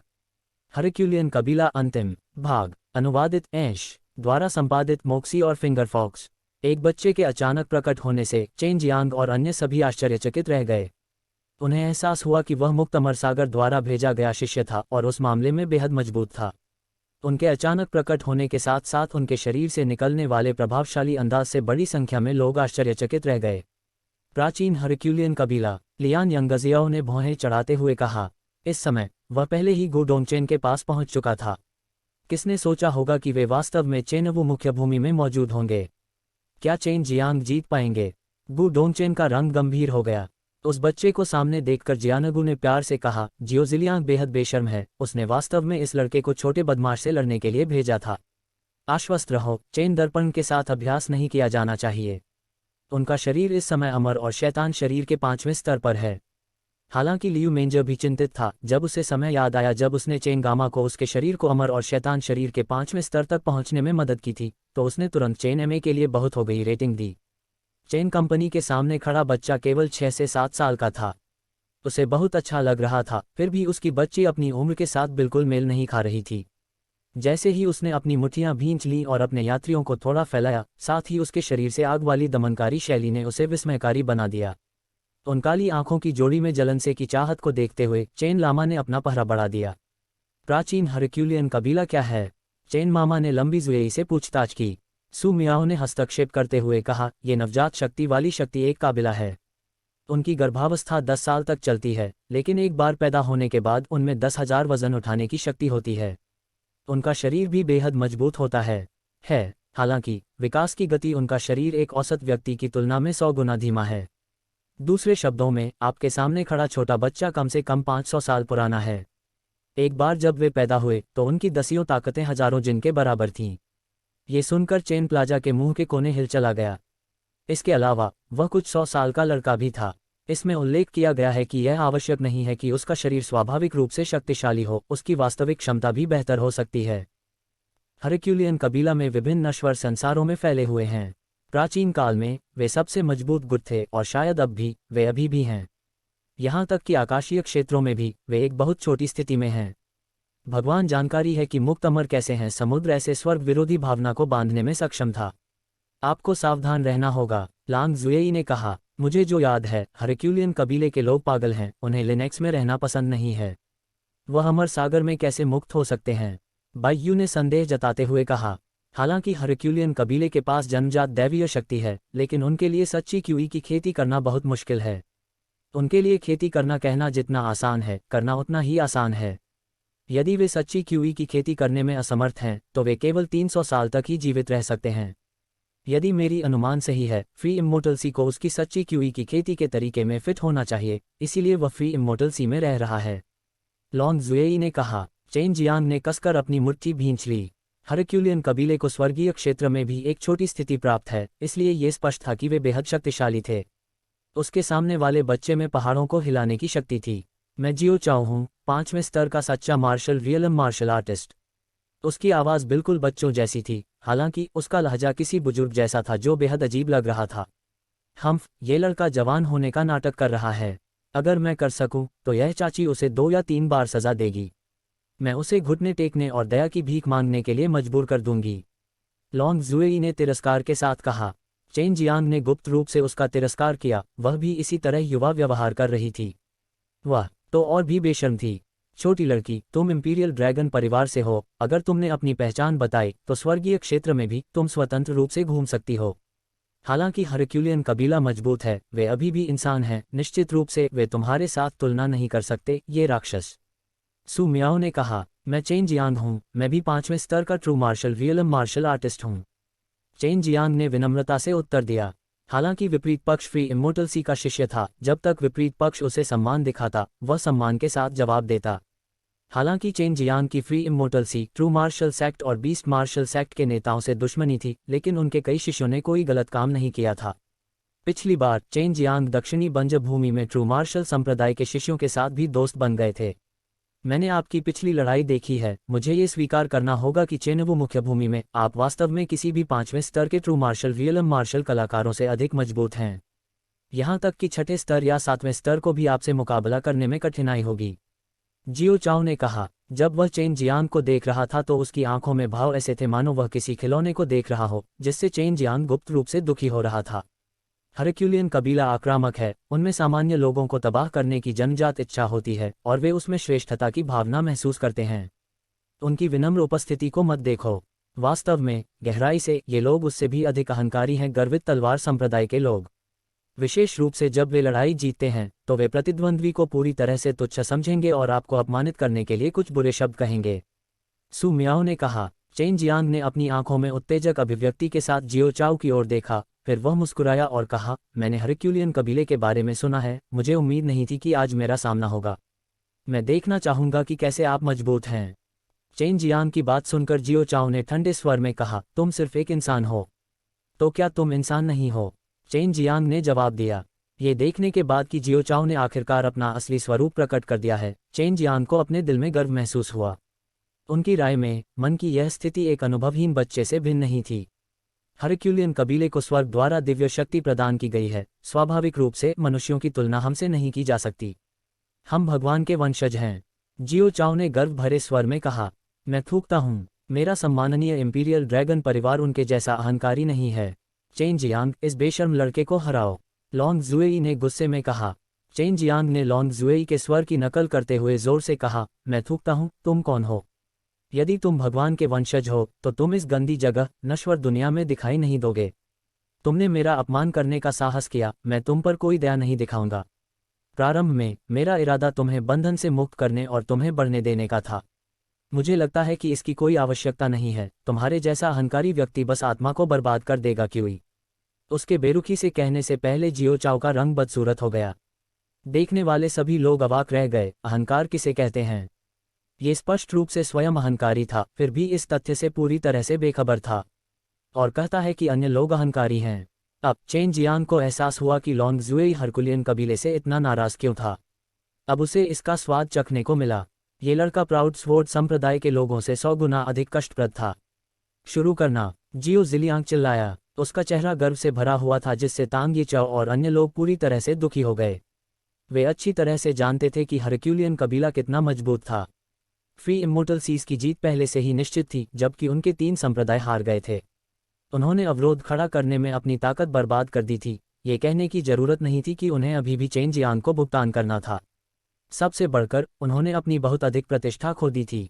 तांग ये चाओ और अन्य लोग अब चेन जियांग के जीतने की बहुत कामना कर रहे थे, ताकि वे थोड़ा बेहतर महसूस कर सकें। चौक पर मौजूद दर्शकों में से कई लोग हरक्यूलियन कबीले के बारे में नहीं जानते थे, लेकिन चौक पर कुछ अनुभवी बूढ़े भी मौजूद थे और जल्द ही हरक्यूलियन कबीले के बारे में जानकारी चौक में फैल गई। हर किसी के चेहरे पर उभरे हैरान भावों को देखकर जियो चाओ के छोटे चेहरे पर और भी गर्व का भाव आ गया। भाड़ में जाओ, ये हरक्यूलियन कबीले का आदमी जितना अधिक मैं देखता हूँ उतना अधिक परेशान करने वाला क्यों दिखता है? ग्रैनी लॉन्ग उसे पीट पीट कर मार डालेगी, लॉन्ग जुएई ने गुस्से में कहा। चेन जियांग ने तुरंत लॉन्ग जुएई को सांत्वना दी। अगर वह बाहर भागती और हरक्यूलियन कबीले के उस छोटे दुष्ट को पीटती तो बड़ी संख्या में लोग निश्चित रूप से अपनी पैंट गीली कर लेते। छोटे ड्रैगन, अगर मैं उसे हरा नहीं सकता तो मैं हमेशा तुम्हारी शक्ति का उपयोग कर सकता हूँ, चेन जियांग ने कहा, और उस समय कुछ भी होने पर उसे नीचे ले जाओ, लॉन्ग जुएई ने कहा। चेन जियांग ने अनुमान लगाया कि लॉन्ग जुएई के माता पिता का हरक्यूलियन कबीले के साथ कुछ संघर्ष रहा होगा। यही कारण है कि उसे हरक्यूलियन कबीले से नफरत विरासत में मिली। अध्याय 0328 दुर्जय शत्रु। दुर्जय प्रतिद्वंद्वी। अनुवादित ऐश द्वारा संपादित एबॉलिस्टिक बनी। चेन जियांग और जियो चाओ की लड़ाई पहले ही शुरू हो चुकी थी। फिर भी चेन जियांग को बहुत निराशा हुई। जियो चाओ ने तुरंत हमला नहीं किया। आओ और मुझ पर हमला करो, मैं यहीं खड़ा हूँ, देखते हैं क्या तुम मुझे ये जगह छोड़ने के लिए मजबूर कर सकते हो। जियो चाओ वहीं खड़ा रहा और गर्व से सिर ऊंचा करके कहा। इस तरह का अहंकार, जाहिर तौर पर जियो चाओ में निश्चित रूप से कुछ क्षमता थी। चेन जियांग जियो चाओ को कम नहीं आंकेंगे, लेकिन वह गुस्से में थे। जियो चाओ का अहंकार चरम पर था। लिटिल ड्रैगन, क्या हरकुलियन परिवार में कोई कमजोरी है? चेन जियांग ने पूछा। यदि कोई कमजोरी होती तो वह निश्चित रूप से नरमी नहीं बरतते। मैं सिर्फ इतना जानता हूं कि उनके लिए ट्रू क्यू विकसित करना मुश्किल है, बस इतना ही। मेरी वंशानुगत यादों में और कुछ नहीं है, लांग जुएई ने उत्तर दिया। वह बस थोड़ा सा बदमाश है, तुम्हें बस उसे हराना होगा। असल में जियो चाओ केवल एक छोटे बच्चे की शक्ल में था। उसने आंचल की कमर तक भी चेन नहीं की थी। लेकिन जियो चाओ हरक्यूलियन परिवार से था और वह भी कुछ 100 साल तक जीवित रहा, इसलिए उसकी ताकत का आकलन करना मुश्किल हो गया था। चेन बाजार ने अपना दिल मजबूत और आगे बढ़ाया। वह जियो चाओ के सिर की ओर से एक पोर्टल मारी से ऊपर था। इसके अलावा यह एक अत्यंत शक्तिशाली स्ट्राइकिंग हेवन पाम था। साइबेरियाई गति को देखते हुए इस संकेत के लिए किसी पहाड़ी को तहस नहस करना मुश्किल नहीं होगा। यदि ये किसी सामान्य व्यक्ति पर आधारित है तो वे पहले ही पत्थरों से बने शक्तिशाली क्यूई के दबाव से कुचले हुए होते थे। जैसे ही पेंसिल नीचे आई, वर्ग अभी भी नहीं हिला था। चेन वेलेम का दिल घबरा गया क्योंकि उसकी केवल एक उंगली छूट गई थी। उन्हें ये जानकर बहुत आश्चर्य हुआ कि जियो चाओ ने शॉकंग हेवन पाम को हल करने के लिए केवल एक उंगली का उपयोग किया था। ऐसा लग रहा था मानो सारी एनर्जी की उसकी उंगलियां टूट गईं। तुम बहुत बेकार हो, जियो चाओ ने चेन मिर्जा के पेट पर मुक्का स्क्रैप कहा हुआ। जियो चाओ अभी भी अपने मूल स्थान पर खड़ा है। उसका हाथ बहुत छोटा था, वह वास्तव में चेन में आ गया था। हालांकि एक बार जब उसने उस बच्चे की तरह मुक्का मारा तो आकाश और पृथ्वी के बीच एक गगनभेदी गड़गड़ाहट की आवाज गूंज उठी, साथ ही उस मुक्के से एक भयानक तूफान उठा। शॉक चेन ड्रामा के पेट पर लगा और एक और बहरा कर देने वाली आवाज ने सभी के दिमाग को हिलाकर रख दिया। चेन जियांग को तीर की तरह उड़ाया गया और बैरियर के किनारे पर गिरा दिया गया। चेन कंपनी को वापस लौटने में दिक्कत हो रही थी। उसके मुंह के कोने पर खून बह रहा था। मुक्का बेहद अजीब था, उसे बिजली के आउटबैट का कोई एहसास नहीं हुआ। इस प्रकार उसने ये भी नहीं सोचा था कि जियो चाओ के मुक्का मारने के बाद इतनी भयानक शक्ति फूटेगी। उनके अनुमान के अनुसार वह 9वें स्तर के ट्रू मार्शल पॉइंट के हमलों के बराबर था। यदि उसके पास ब्लैक टॉर्टोइज एडमेंटाइल कवच नहीं होता है तो संभवतः वह लगभग घातक प्रतीत होता है। बहुत मजबूत। चेन जियांग वापस खड़ा हो गया। उसने खुद को संभालने के लिए धीरे धीरे 2 गहरी सांसें लीं। ऐसा नहीं लगा कि उसके शरीर में कुछ गड़बड़ है। ये देखकर कि चेन जियांग को कोई बड़ी चोट नहीं आई है, जियो चाओ भी आश्चर्यचकित रह गया। उनके अनुमान के अनुसार कम से कम चेन जियांग को गंभीर चोटें लगनी चाहिए थीं। ये हरक्यूलियन परिवार, हरक्यूलियन ट्रू क्यूई की रहस्यमय शक्ति है। इसे महसूस नहीं किया जा सकता है। हरक्यूलियन परिवार के सदस्यों के लिए बिल्कुल हरक्यूलियन ट्रू क्यूई विकसित करना बहुत मुश्किल है जब तक कि उन्हें एक उपयुक्त खेती तकनीक नहीं मिल जाती, लॉन्ग जुएई ने कहा। चेन जियांग ने राहत की सांस ली। पहले उन्हें संदेह था कि यह शुद्ध शारीरिक शक्ति थी। अगर ऐसा होता तो वह बस तौलिया फेंक देता। यदि उसके प्रतिद्वंद्वी का शरीर इतना शक्तिशाली था तो वह उनके साथ कुछ कैसे करने वाला था। चूंकि यह ट्रू क्यूई है तो यह खत्म हो सकता है। चेन जियांग ने अपनी मुट्ठी बंद कर ली और एक बार फिर जियो चाओ की ओर बढ़ गया। चेन जियांग को आगे बढ़ते देख जियो चाओ ने उपहास किया, अगर मैं तुम होते तो मैं हार स्वीकार कर लेता, जबकि मैं अभी भी ऐसा कर सकता हूं। जैसे ही उसकी आवाज गिरी चेन जियांग उसके सामने आ चुका था। जियो चाओ ने चेन जियांग को अपनी बांह आगे बढ़ाते हुए देखा ही था कि उसके कानों में एक मधुर ड्रैगन दहाड़ गूंज उठी। एक पल में एक दमनकारी आभा उभर आई। छोटे बदमाश, उग्र मत बनो, चेन जियांग ने व्यंग्य किया। वह बस थोड़ा सा फिसला था, फिर भी उसकी गति बेहद भयानक थी। उसकी हरकतों को पहचानना भी बहुत मुश्किल था। चेन जियांग का वह पंजा प्रहार मजाक की कोई बात नहीं थी। प्रभावशाली तरीके के संक्षिप्त विस्फोट से यह बिल्कुल स्पष्ट हो गया कि चेन जियांग का स्लैश बेहद शक्तिशाली था। इसके अलावा जब उसने हमला करना समाप्त कर लिया तो वह तुरंत पीछे हट गया। आप जियो चाओ का युवा चेहरा गुस्से से भरा हुआ था। अचानक हर कोई स्तब्ध होकर उनके सामने उभर रहे दृश्य को देख रहा था। जियो चाओ के चेहरे पर धीरे धीरे 5 गहरे घाव दिखाई दिए। इतनी देर के बाद चेन जियांग ने खून निकाला था। जाहिर है चेन जियांग की गति बेहद भयानक थी। यह विभिन्न अज्योर ड्रैगन क्लॉ स्ट्राइक्स के बीच एक तरह का हमला था जिसे अज्योर ड्रैगन इनविजिबल क्लॉ के नाम से जाना जाता है। हमले की गति अतुलनीय रूप से तेज थी। इसके अलावा यह हमले के दौरान एक शक्तिशाली अज्योर ड्रैगन क्यूई भी छोड़ेगा। यदि कोई लोहे का खंभा काटा गया हो तो उसे सीधे काट दिया जाएगा। जैसा कि कहा जाता है, चेहरे पर हमले का मतलब किसी के आत्मसम्मान पर चोट है। वर्तमान में जियो चाओ के चेहरे पर चेन जियांग द्वारा 5 खूनी खरोंचें छोड़ी गई थीं। इससे जियो चाओ बेहद क्रोधित हो गया था। प्रारंभ में उसने सोचा था कि वह बिना हिले डुले चेन जियांग को हराने में सक्षम होगा। फिर भी अब गुस्सा उसके सिर पर चढ़ गया था। वह केवल चेन जियांग को जल्द से जल्द हराना चाहता था। वह उसे बेरहमी से कुचल देना चाहता था। जियो चाओ को क्रोधित देखकर चेन जियांग मन ही मन गुप्त रूप से प्रसन्न हो गया। उन्होंने जियो चाओ को अपना पद छोड़ने के लिए मजबूर किया था। चेन जियांग, तुमने मेरा चेहरा खरोंच दिया, मैं तुम्हारी खोपड़ी तोड़ दूंगा। जियाओ चाओ की आवाज़ नफरत से भरी थी। इस तरह का वाक्य बोलने के लिए बच्चों जैसे लहजे का इस्तेमाल करना हर किसी को थोड़ा अजीब लग रहा था। जियो चाओ अपेक्षाकृत तेज था। पलक झपकते ही वह चेन जियांग के सामने आ गया, फिर तेजी से मुक्कों की झड़ी लगा दी। प्रत्येक मुक्का उस मुक्के से 2 गुना अधिक मजबूत था जिसने चेन जियांग को उड़ा दिया था। ऐसे भयानक हमलों के सामने चेन जियांग विरोध या रोक नहीं सकता था, वह केवल चकमा दे सकता था। चेन जियांग जियो चाओ जितना तेज नहीं था।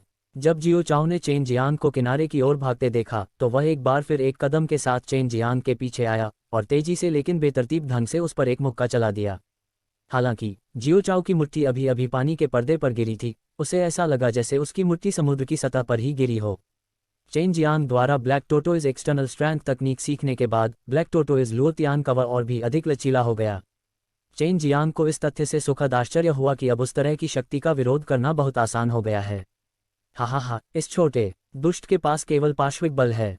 चेन जियांग ने जियो चाओ को इतने बेतरतीब ढंग से हमला करते हुए देखा और उसे एहसास हुआ कि जियो चाओ केवल आंख बंद करके हमला करना जानता था। तब ये स्पष्ट था कि उसने बहुत अधिक मार्शल तकनीकों को नहीं समझा था। आखिरकार वह हरक्यूलियन ट्रू क्यूई की खेती कर रहा था। उसकी अनूठी ट्रू क्यूई के कारण उसके लिए उपयुक्त मार्शल तकनीकें बहुत दुर्लभ थीं। चेन जियांग को जियो चाओ के कमजोर बिंदु का पता चलने के बाद वह अचानक बेहद निश्चिंत हो गया। वह जियो चाओ के साथ कच्ची ताकत में अपनी असमानता के बारे में अच्छी तरह से जानता था, लेकिन चेन जियांग को अब विश्वास था कि वह जियो चाओ को हरा सकता है। चेन जियांग, आमने सामने लड़ो, कछुआ मत बनो। जियो चाओ को उम्मीद नहीं थी कि चेन जियांग एक दुर्जय जलढाल भी छोड़ सकता है जिसने उसे नफरत से अपने दांत पीसने पर मजबूर कर दिया। चेन जियांग को अचानक महसूस हुआ कि उसने जियो चाओ को ज्यादा महत्व दिया है। वह कुछ 100 साल का था, फिर भी उसने एक छोटे बच्चे की तरह व्यवहार किया। जियो चाओ की इच्छा के अनुसार चेन जियांग ने अचानक पानी का पर्दा हटा लिया। पानी का पर्दा अचानक गायब देखकर जियो चाओ मन ही मन बहुत खुश हुआ। इसके बाद उसने चेन जियांग पर बेरहमी से मुक्का चला दिया। एक बार जब जियो चाओ ने गोला दागा तो उसके घूंसे से हवा में लगातार विस्फोटक आवाजें आने लगीं। बढ़ती गति ने सभी को आश्चर्यचकित कर दिया। भाड़ में जाओ, जियो चाओ दहाड़ उठा। उसकी आवाज से ही पत्थरों पर दरारें पड़ने लगीं। यहाँ तक कि फ्रेग्रेंस सिटी भी थोड़ा हिल गया। मुक्का सटीक रूप से चेन जियांग के पेट पर लगा, लेकिन उसी क्षण चेन जियांग की आकृति धुंध में उड़ गई। उसका फिगर अचानक गायब हो गया था। वह चेन जियांग की वाटर मिरर तकनीक थी। जो लोग चेन जियांग से परिचित थे वे इस कदम से अवगत होंगे। चेन जियांग के कई विरोधियों को इस कदम से नुकसान उठाना पड़ा था और इसने बार बार खुद को अमूल्य साबित किया था। जियो चाओ को अभी विश्वास होने लगा था कि चेन जियांग उसके मुंह से धुएं के गुबार में गायब हो गया है, लेकिन जल्द ही उसे एहसास हुआ कि वह गलत था। ऐसा इसलिए था क्योंकि उसके मुंह का बल आभासी छवि को भेद कर बेरहमी से बैरियर से टकरा गया था। छोटा बदमाश, हा हा हा। चेन जियांग के मजाक के बाद वह अचानक जियो चाओ के पास दिखाई दिया। चेन जियांग ने हवा में झटका मारा और एक बार फिर अज़्योर ड्रैगन अदृश्य पंजा फेंका। जियो चाओ के चेहरे के दूसरी तरफ एक बार फिर 5 और गहरे घाव दिखाई दिए। अध्याय 0329 बर्फ आत्मा शैतान आभा। बर्फ आत्मा शैतान आभा अनुवादित ऐश द्वारा संपादित एबॉलिस्टिक बनी। अकेले ताकत के कारण जियो चाओ चेन जियांग से एक पूरी श्रेणी ऊपर था। लेकिन अब चेन जियांग द्वारा जियो चाओ को छेड़ा जा रहा था और उसका चेहरा ऐसा लग रहा था मानो किसी बिल्ली ने उसे खरोंच दिया हो। यह नज़ारा बेहद मज़ेदार था और कई दर्शक हंसे बिना नहीं रह सके। चेन जियांग, मैं तुम्हें मार डालूंगा। जियो चाओ चेन जियांग से पूरी तरह से क्रोधित हो गया था। उसका छोटा सा शरीर अचानक हिलने लगा। गुनगुनाते हुए उसके शरीर से ट्रू क्यूई फूट पड़ी। इससे एक अदृश्य शक्ति का निर्माण हुआ जो चेन जियांग की ओर बढ़ी। चेन जियांग बेहद हैरान थे। उन्होंने तुरंत ब्लैक टोटोइज लुओतियांग का वध जारी कर दिया। इस बीच वह शक्ति चेन जियांग की ओर बढ़ रही थी। जियो चाओ पहले ही चेन जियांग के ऊपर आ चुका था और बेरहमी से उसके सिर पर लात मारी। यह ऐसा था मानो विनाशकारी शक्ति से भरपूर कोई उल्का आकाश से गिर गया हो। यदि अवरोध मौजूद नहीं होता तो जियो चाओ द्वारा छोड़ा गया हरकुलियन ट्रू क्यूई शायद पूरे वर्ग की ईंटों को उठा लेता और जब उसकी किक लगती तो वर्ग टूट जाता। अचानक उस पर पड़ने वाले तीव्र दबाव ने चेन जियांग के घुटनों को थोड़ा मोड़ दिया। ऐसा लग रहा था मानो कोई विशाल पर्वत ठीक उसके ऊपर आ गिरा हो। हालांकि ये दबाव केवल कुछ क्षण के लिए ही रहा क्योंकि जियो चाओ की किक बहुत तेजी से लगी। बूम! एक असाधारण शक्तिशाली शॉकवेव के साथ एक भीगा हुआ विस्फोटक झटका भी आया। चेन जियांग ने महसूस किया कि उसके खून में उथल पुथल मची हुई है। इससे वह लगभग खून उगलने पर मजबूर हो गया। उसी क्षण काला कछुआ लुओतियांग का वध धुंध में बदल गया। हालांकि चेन जियांग अभी भी उस पागल झटके को रोकने में कामयाब रहा था। गु डोंगचेन ने यह पूरा मामला देखा और चुपचाप भौहें सिकोड़ लीं। यदि बैरियर की सुरक्षा न की गई होती तो डेनिजियांग टॉवर झटके से नीचे गिर गया होता। वह हरक्यूलियन कबीले की ताकत से चकित था और कई अन्य डीन के लिए भी यही स्थिति थी। यहाँ तक कि जियो जिलियांग को भी बहुत पसीना आ रहा है। यदि एक भी ईंट क्षतिग्रस्त हो जाती तो उसे डेनिजियांग ताओयुआन को 10 बिलियन क्रिस्टल पत्थर देने पड़ते। स्वाभाविक रूप से जियो जिलियांग ने पहले से ही जियो चाओ की ताकत को ध्यान में रखा था। यदि वह अब इतना शक्तिशाली होता, यदि निर्वाण क्षेत्र में उसका पालन पोषण किया जाता तो क्या वह और भी अधिक भयानक नहीं होता। अब उसे एहसास हुआ कि हरक्यूलियन कबीला स्वर्गीय क्षेत्र में इतना लोकप्रिय क्यों हो सकता है, क्योंकि उनके पास पूर्ण शक्ति थी। उस शक्तिशाली प्रहार से चेन जियांग का पूरा शरीर सुन्न हो गया। सौभाग्य से उनका शरीर भी बहुत मजबूत था। उल्लेख करने की आवश्यकता नहीं है, वहां अभी भी काला कछुआ एडमेंटल कवच था। जबकि कुछ डीन हरक्यूलियन कबीले की शक्ति से सदमे में थे, वे चेन जियांग से भी भयभीत थे। वह हरक्यूलियन कबीले जैसी किसी पृष्ठभूमि से नहीं था। सबसे बढ़कर वह सिर्फ एक अनुभवहीन बच्चा था जो 30 साल का भी नहीं था। फिर भी उन्हें आश्चर्य हुआ, उसकी क्षमताएं पूरी तरह से असामान्य थीं। न केवल वह ऐसे भयानक हमलों का सामना कर सका, बल्कि वह इतना ढीला भी था कि जियो चाओ को चिढ़ाना जारी रख सका। जियो चाओ द्वारा इतना भयावह प्रहार करने के बाद उसे एहसास हुआ कि हमला जारी रखने का अभी भी मौका है।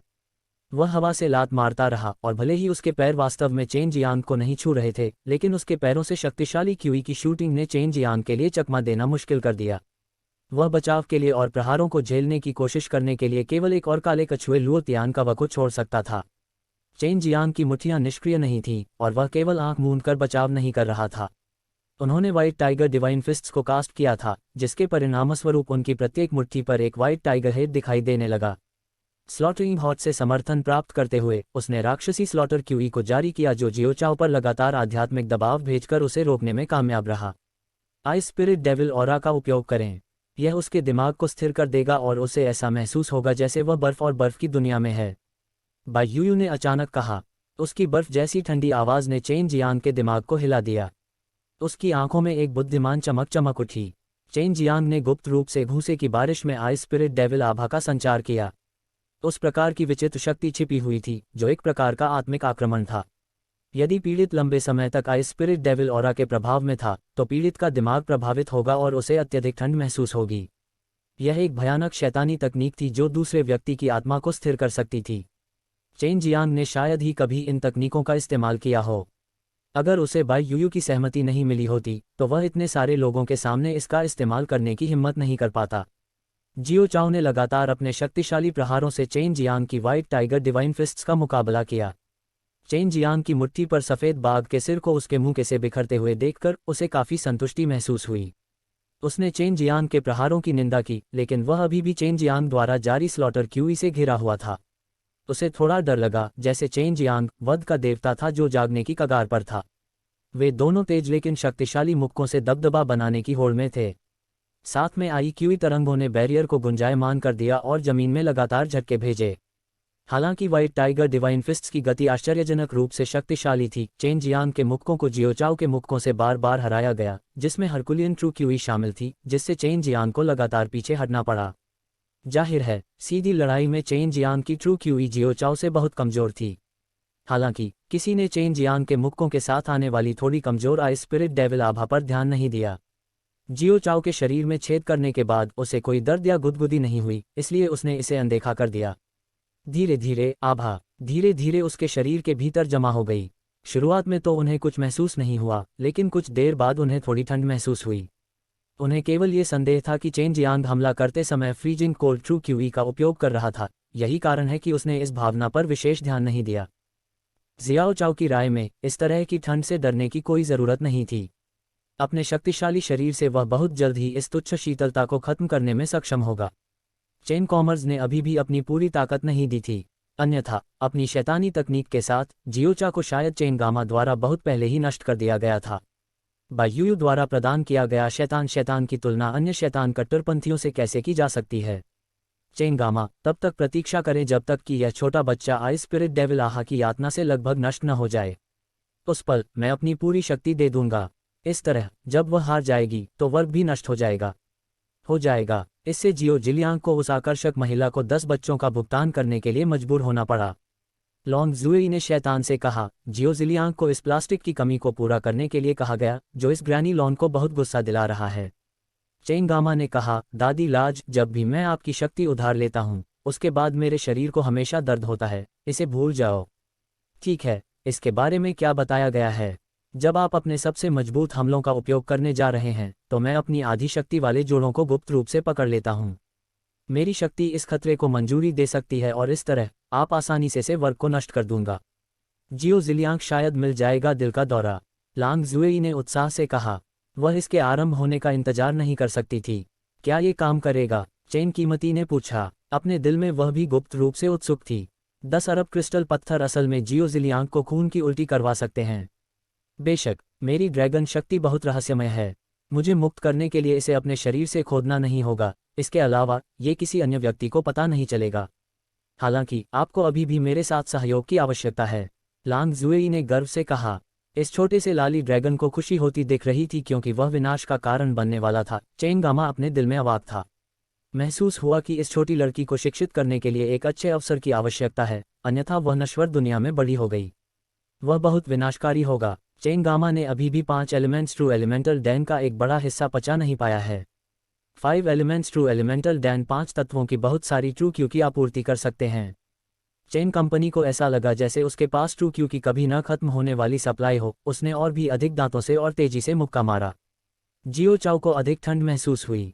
हालांकि वह 600 साल का था, फिर भी वह आमतौर पर अपने आप की रहस्यमय हरक्यूलियन ट्रू क्यूई की खेती कर रहा था। वह अन्य शून्य के बारे में संपर्क में नहीं थी, इसलिए स्वाभाविक रूप से उसे एहसास नहीं हुआ था कि उसकी आत्मा पहले ही ठंड से नष्ट हो रही थी। इस समय भले ही वह भट्टी के अंदर चले जाए, फिर भी उसे अविश्वसनीय ठंड महसूस होगी। जियो चाओ की शक्ति को लगातार कमजोर होते देख चेन जियांग को पता था कि बर्फ की आत्मा शैतान आभा पहले ही जियो चाओ की आत्मा में प्रवेश कर चुकी है, जो धीरे धीरे उसकी आत्मा को नष्ट कर देगा, जिससे वह अपनी भयानक ताकत को नियंत्रित करने में असमर्थ हो जाएगा। सिस्टर यू, तुम्हारी शैतान तकनीक बेहद दुर्जय है। क्या तुम्हें यकीन है कि किसी को पता नहीं चलेगा? चेन जियांग को सुखद आश्चर्य हुआ, लेकिन वह अभी भी थोड़ा चिंतित था। डरो मत, ये केवल इसलिए था क्योंकि आइस स्पिरिट डेविल आभा बहुत अजीब और मजबूत है कि इसे शैतान तकनीकों के रूप में शामिल किया गया था। अपने आप में आभा कपटपूर्ण नहीं है, ये सिर्फ इतना है कि धर्मी संप्रदाय इसके उपयोग को स्वीकार नहीं करेंगे। एंगल्फिंग डेविल तकनीक जैसी शैतान तकनीकें, बाई यू ने उपेक्षापूर्वक कहा। चेन जियांग द्वारा उसकी शैतानी तकनीकों की प्रशंसा से उसे थोड़ी खुशी महसूस हुई। आखिरकार चेन जियांग को सार्वजनिक रूप से इन शैतान तकनीकों का उपयोग करने का शायद ही कभी मौका मिला हो। अध्याय 0330 ड्रैगनेस की शक्ति। ड्रैगनेस की शक्ति अनुवादित ऐश द्वारा संपादित फिंगर फॉक्स। चेन जियांग जियो चाओ जितना शक्तिशाली नहीं था, लेकिन चूंकि वह एक शिंटो कृषक था, इसलिए दैवीय भावना के संबंध में जियो चाओ उसके जितना अच्छा नहीं था। यही कारण है कि वह जियो चाओ की आत्मा में आइस स्पिरिट डेविल आभा को सफलतापूर्वक इंजेक्ट कर सका, जिससे उसका दिमाग शांत हो गया। जियो चाओ को केवल बेवजह ठंड महसूस हुई। वह समझ नहीं पा रहा था कि चेन जियांग जो एक शक्तिशाली कीमियागर था, उसके पास वास्तव में इतनी भयानक कोल्ड ट्रू क्यूई क्यों हो सकती है। आम सहमति के अनुसार एक कीमियागर के पास बहुत तेज लपटें होनी चाहिए। दोनों ने बिना सोचे समझे एक दूसरे पर मुक्का मार दिया। जब भी चेन जियांग ने मुक्का भेजा तो उसका मुकाबला जियो चाओ ने किया। उसी समय जियो चाओ ने अपने मुक्कों में हरकुलियन ट्रू क्यूई को शामिल करके पलटवार करने का अवसर लिया और चेन जियांग के मुक्के को अपने मुक्कों से जवाबी हमला किया।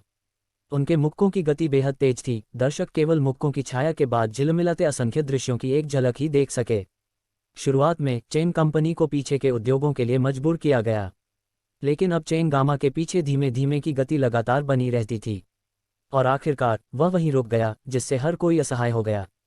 मूल रूप से उनका मानना था कि चेन मामा खुद को थका देने वाला पहला व्यक्ति होगा और अंत में जियो चाओ से हार जाएगी, क्योंकि शुरू से ही जियो चाओ की अंतिम विधि श्रृंखला में वैभव की प्राप्ति के लिए स्थिरता थी। जियो चाओ के शरीर में अत्यंत शक्तिशाली ट्रू क्यूई अभी भी बहुत समृद्ध थी। बात बस इतनी थी कि उसे बहुत ठंड लग रही थी। उसे महसूस हुआ कि उसका शरीर नियंत्रण से थोड़ा बाहर हो गया है। वह अपनी पूर्ण शक्ति प्रकट नहीं कर पा रहा था। उसकी गति और ताकत दोनों ही बहुत कमजोर हो गए थे। चेन कंपनी को गुप्त रूप से गर्व महसूस हुआ, हालांकि उन्हें अब भी लगा कि इसमें अभी भी कमी है, क्योंकि जियो चाओ का अभी भी पूरी तरह से पतन नहीं हुआ है। वह चाहती थी कि यह छोटी सी कड़ी मेहनत यातना से लड़ने के लिए पूरी तरह से शक्तिहीन हो जाए और अंत में लॉन्ग जुएई की सबसे मजबूत शक्ति से हार जाओ। उससे कहा कि फूल इतने लाल क्यों थे और उससे कहा कि खुद को भगवान के वंशज के रूप में दावा करना कितना अजीब था। जियो जिलियांग ने भी कुछ नोटिस किया था, लेकिन उन्हें नहीं पता था कि क्या हुआ था। उनका मानना था कि जियो चाओ को इतनी जल्दी अपनी शक्ति का उपभोग नहीं करना चाहिए था। तांग ये चाओ, यूएस क्लब और अन्य लोगों ने इसे गुप्त रूप से देखकर खुशी महसूस की।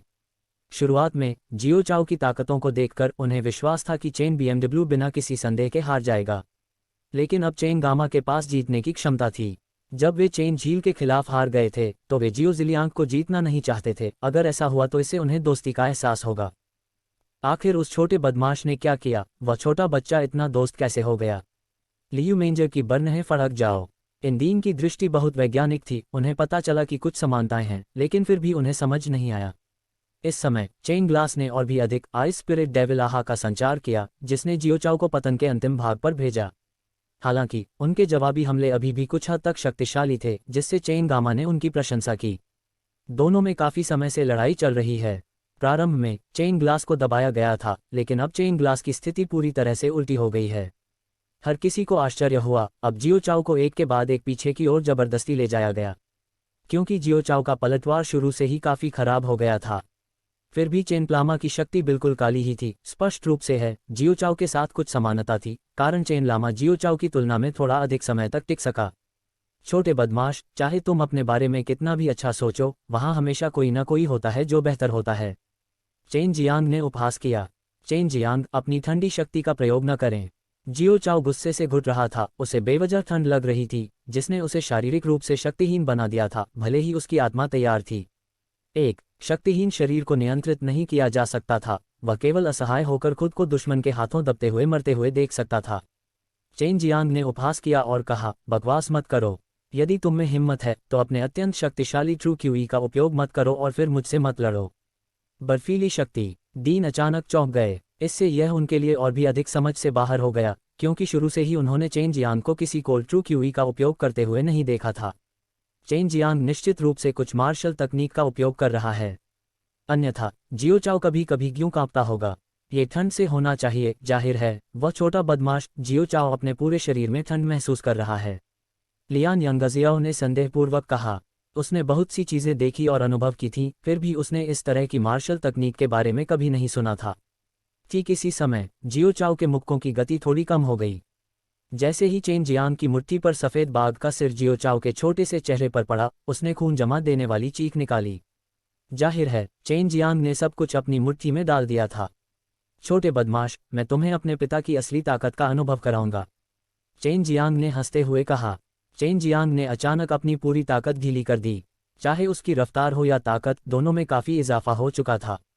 क्रूर व्हाइट टाइगर डिवाइन फिस्ट्स निर्दयतापूर्वक जियो चाओ पर टूट पड़े।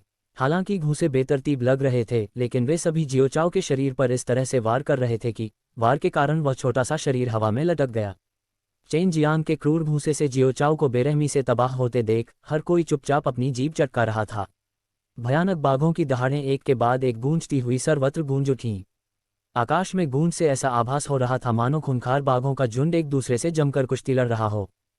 अब चेन जियांग की व्हाइट टाइगर डिवाइन फिस्ट न केवल असाधारण थी, जब वे जियो चाओ के शरीर पर उतरी, विचित्र बर्फ आत्मा शैतान आभा सीधे जियो चाओ के शरीर में घुस गई, और बहुत बड़ी मात्रा में। अब चेन जियांग ने आई स्पिरिट डेविल ऑरा के साथ जियो चाओ की दृढ़ इच्छा शक्ति को सफलतापूर्वक नष्ट कर दिया था। इसने जियो चाओ की आत्मा को नष्ट कर दिया। जियो चाओ को ऐसा महसूस हुआ मानो वह घातक ठंडी क्यूई से भरी बर्फ और बर्फ की भूमि में था। ये लड़का, उसने आखिर क्या किया? हुआ जियानेग्यू की सुंदर आंखें चमक उठीं। हालांकि चेन जियांग का उलटफेर अचानक नहीं था, फिर भी इसे समझना मुश्किल था। जियो जिलियांग बेहद चिंतित था। जियो चाओ उसका इक्का था, फिर भी उसे चेन जियांग ने इस तरह हरा दिया था। लगभग वहां, अगर जियो जिलियांग ने लड़ाई रोक दी तो सब बेकार हो जाएगा, लॉन्ग जुएई ने झट से कहा। वह अपने और चेन जियांग के संयुक्त प्रहार का बहुत इंतजार कर रही थी। स्वर्गीय ड्रैगन सील का उपयोग करें, इस छोटे दुष्ट को जमीन पर पटक दें, लॉन्ग जुएई चिल्लाए। स्वर्गीय ड्रैगन सील, कहने की जरूरत नहीं कि इसे लॉन्ग जुएई के साथ कास्ट किया जाएगा, जो बेहद डरावना होगा। क्या यह उसे मार डालेगा? हालांकि यह छोटा बदमाश थोड़ा घमंडी है, वह भी हरक्यूलियन परिवार से है, वह सिर्फ युवा और अज्ञानी है। चेन जियांग ने पूछा। हरक्यूलियन परिवार इतना कमजोर नहीं है जितना आप कल्पना करते हैं, अन्यथा वह पहले ही मर चुका होता। आपको बस अपनी दिव्य भावना को छोड़ना होगा और मेरी दिव्य भावना के साथ जुड़ना होगा, फिर बाकी सब मुझ पर छोड़ दो। मैं सबसे शक्तिशाली स्वर्गीय शक्ति का निर्माण करूंगा ड्रैगन सील, यह आपसे बिल्कुल अलग होगा, लॉन्ग जुएई ने उत्तर दिया। चेन जियांग ने जियो चाओ को हराते हुए लॉन्ग जुएई के निर्देशों का पालन किया। बहुत जल्द उनकी दिव्य भावना लॉन्ग जुएई के साथ विलीन हो गई। जिस बात ने उसे आश्चर्यचकित कर दिया वह ये थी कि हर किसी के शरीर के अंदर की स्थिति उसके विहंगम दृश्य में थी। कुछ डीन के डेंटियन के अंदर बादलों के ढेर के अलावा इसे देखना मुश्किल था। दूसरों के लिए वह सब कुछ स्पष्ट रूप से देख सकता था। सभी की नज़र चेन जियांग के हल्के से हिलते होठों पर पड़ी, जैसे वह कुछ कह रहा हो। वह स्वर्गीय ड्रैगन सील का मंत्र था, हालांकि इसे लॉन्ग जुएई द्वारा पूरा किया जा रहा था। यह मंत्र चेन जियांग ने पहले जो पढ़ा था उससे अलग था, ये बेहद जटिल था। चेन जियांग अपने शरीर में स्पष्ट रूप से बढ़ती हुई ट्रू क्यूई और उफनती मैना को महसूस कर सकता था। उसके शरीर में एक अत्यंत जटिल आत्मा पैटर्न का निर्माण हो रहा था। ये लड़का क्या करने जा रहा है? बू डोंगचेन झट से कुछ कदम पीछे हट गया और आकाश की ओर देखने लगा। सभी को आसमान घने काले बादलों से घिरा हुआ भी मिला। फ्रेग्रेंस सिटी के ऊपर स्पिरिट क्यूई अब चौक से ऊपर उठ रही थी। आकाश में बिजली चमकी और गड़गड़ाहट हुई, बादल उमड़ पड़े मानो कोई भयानक जानवर आकाश को फाड़कर नश्वर संसार पर गिर रहा हो।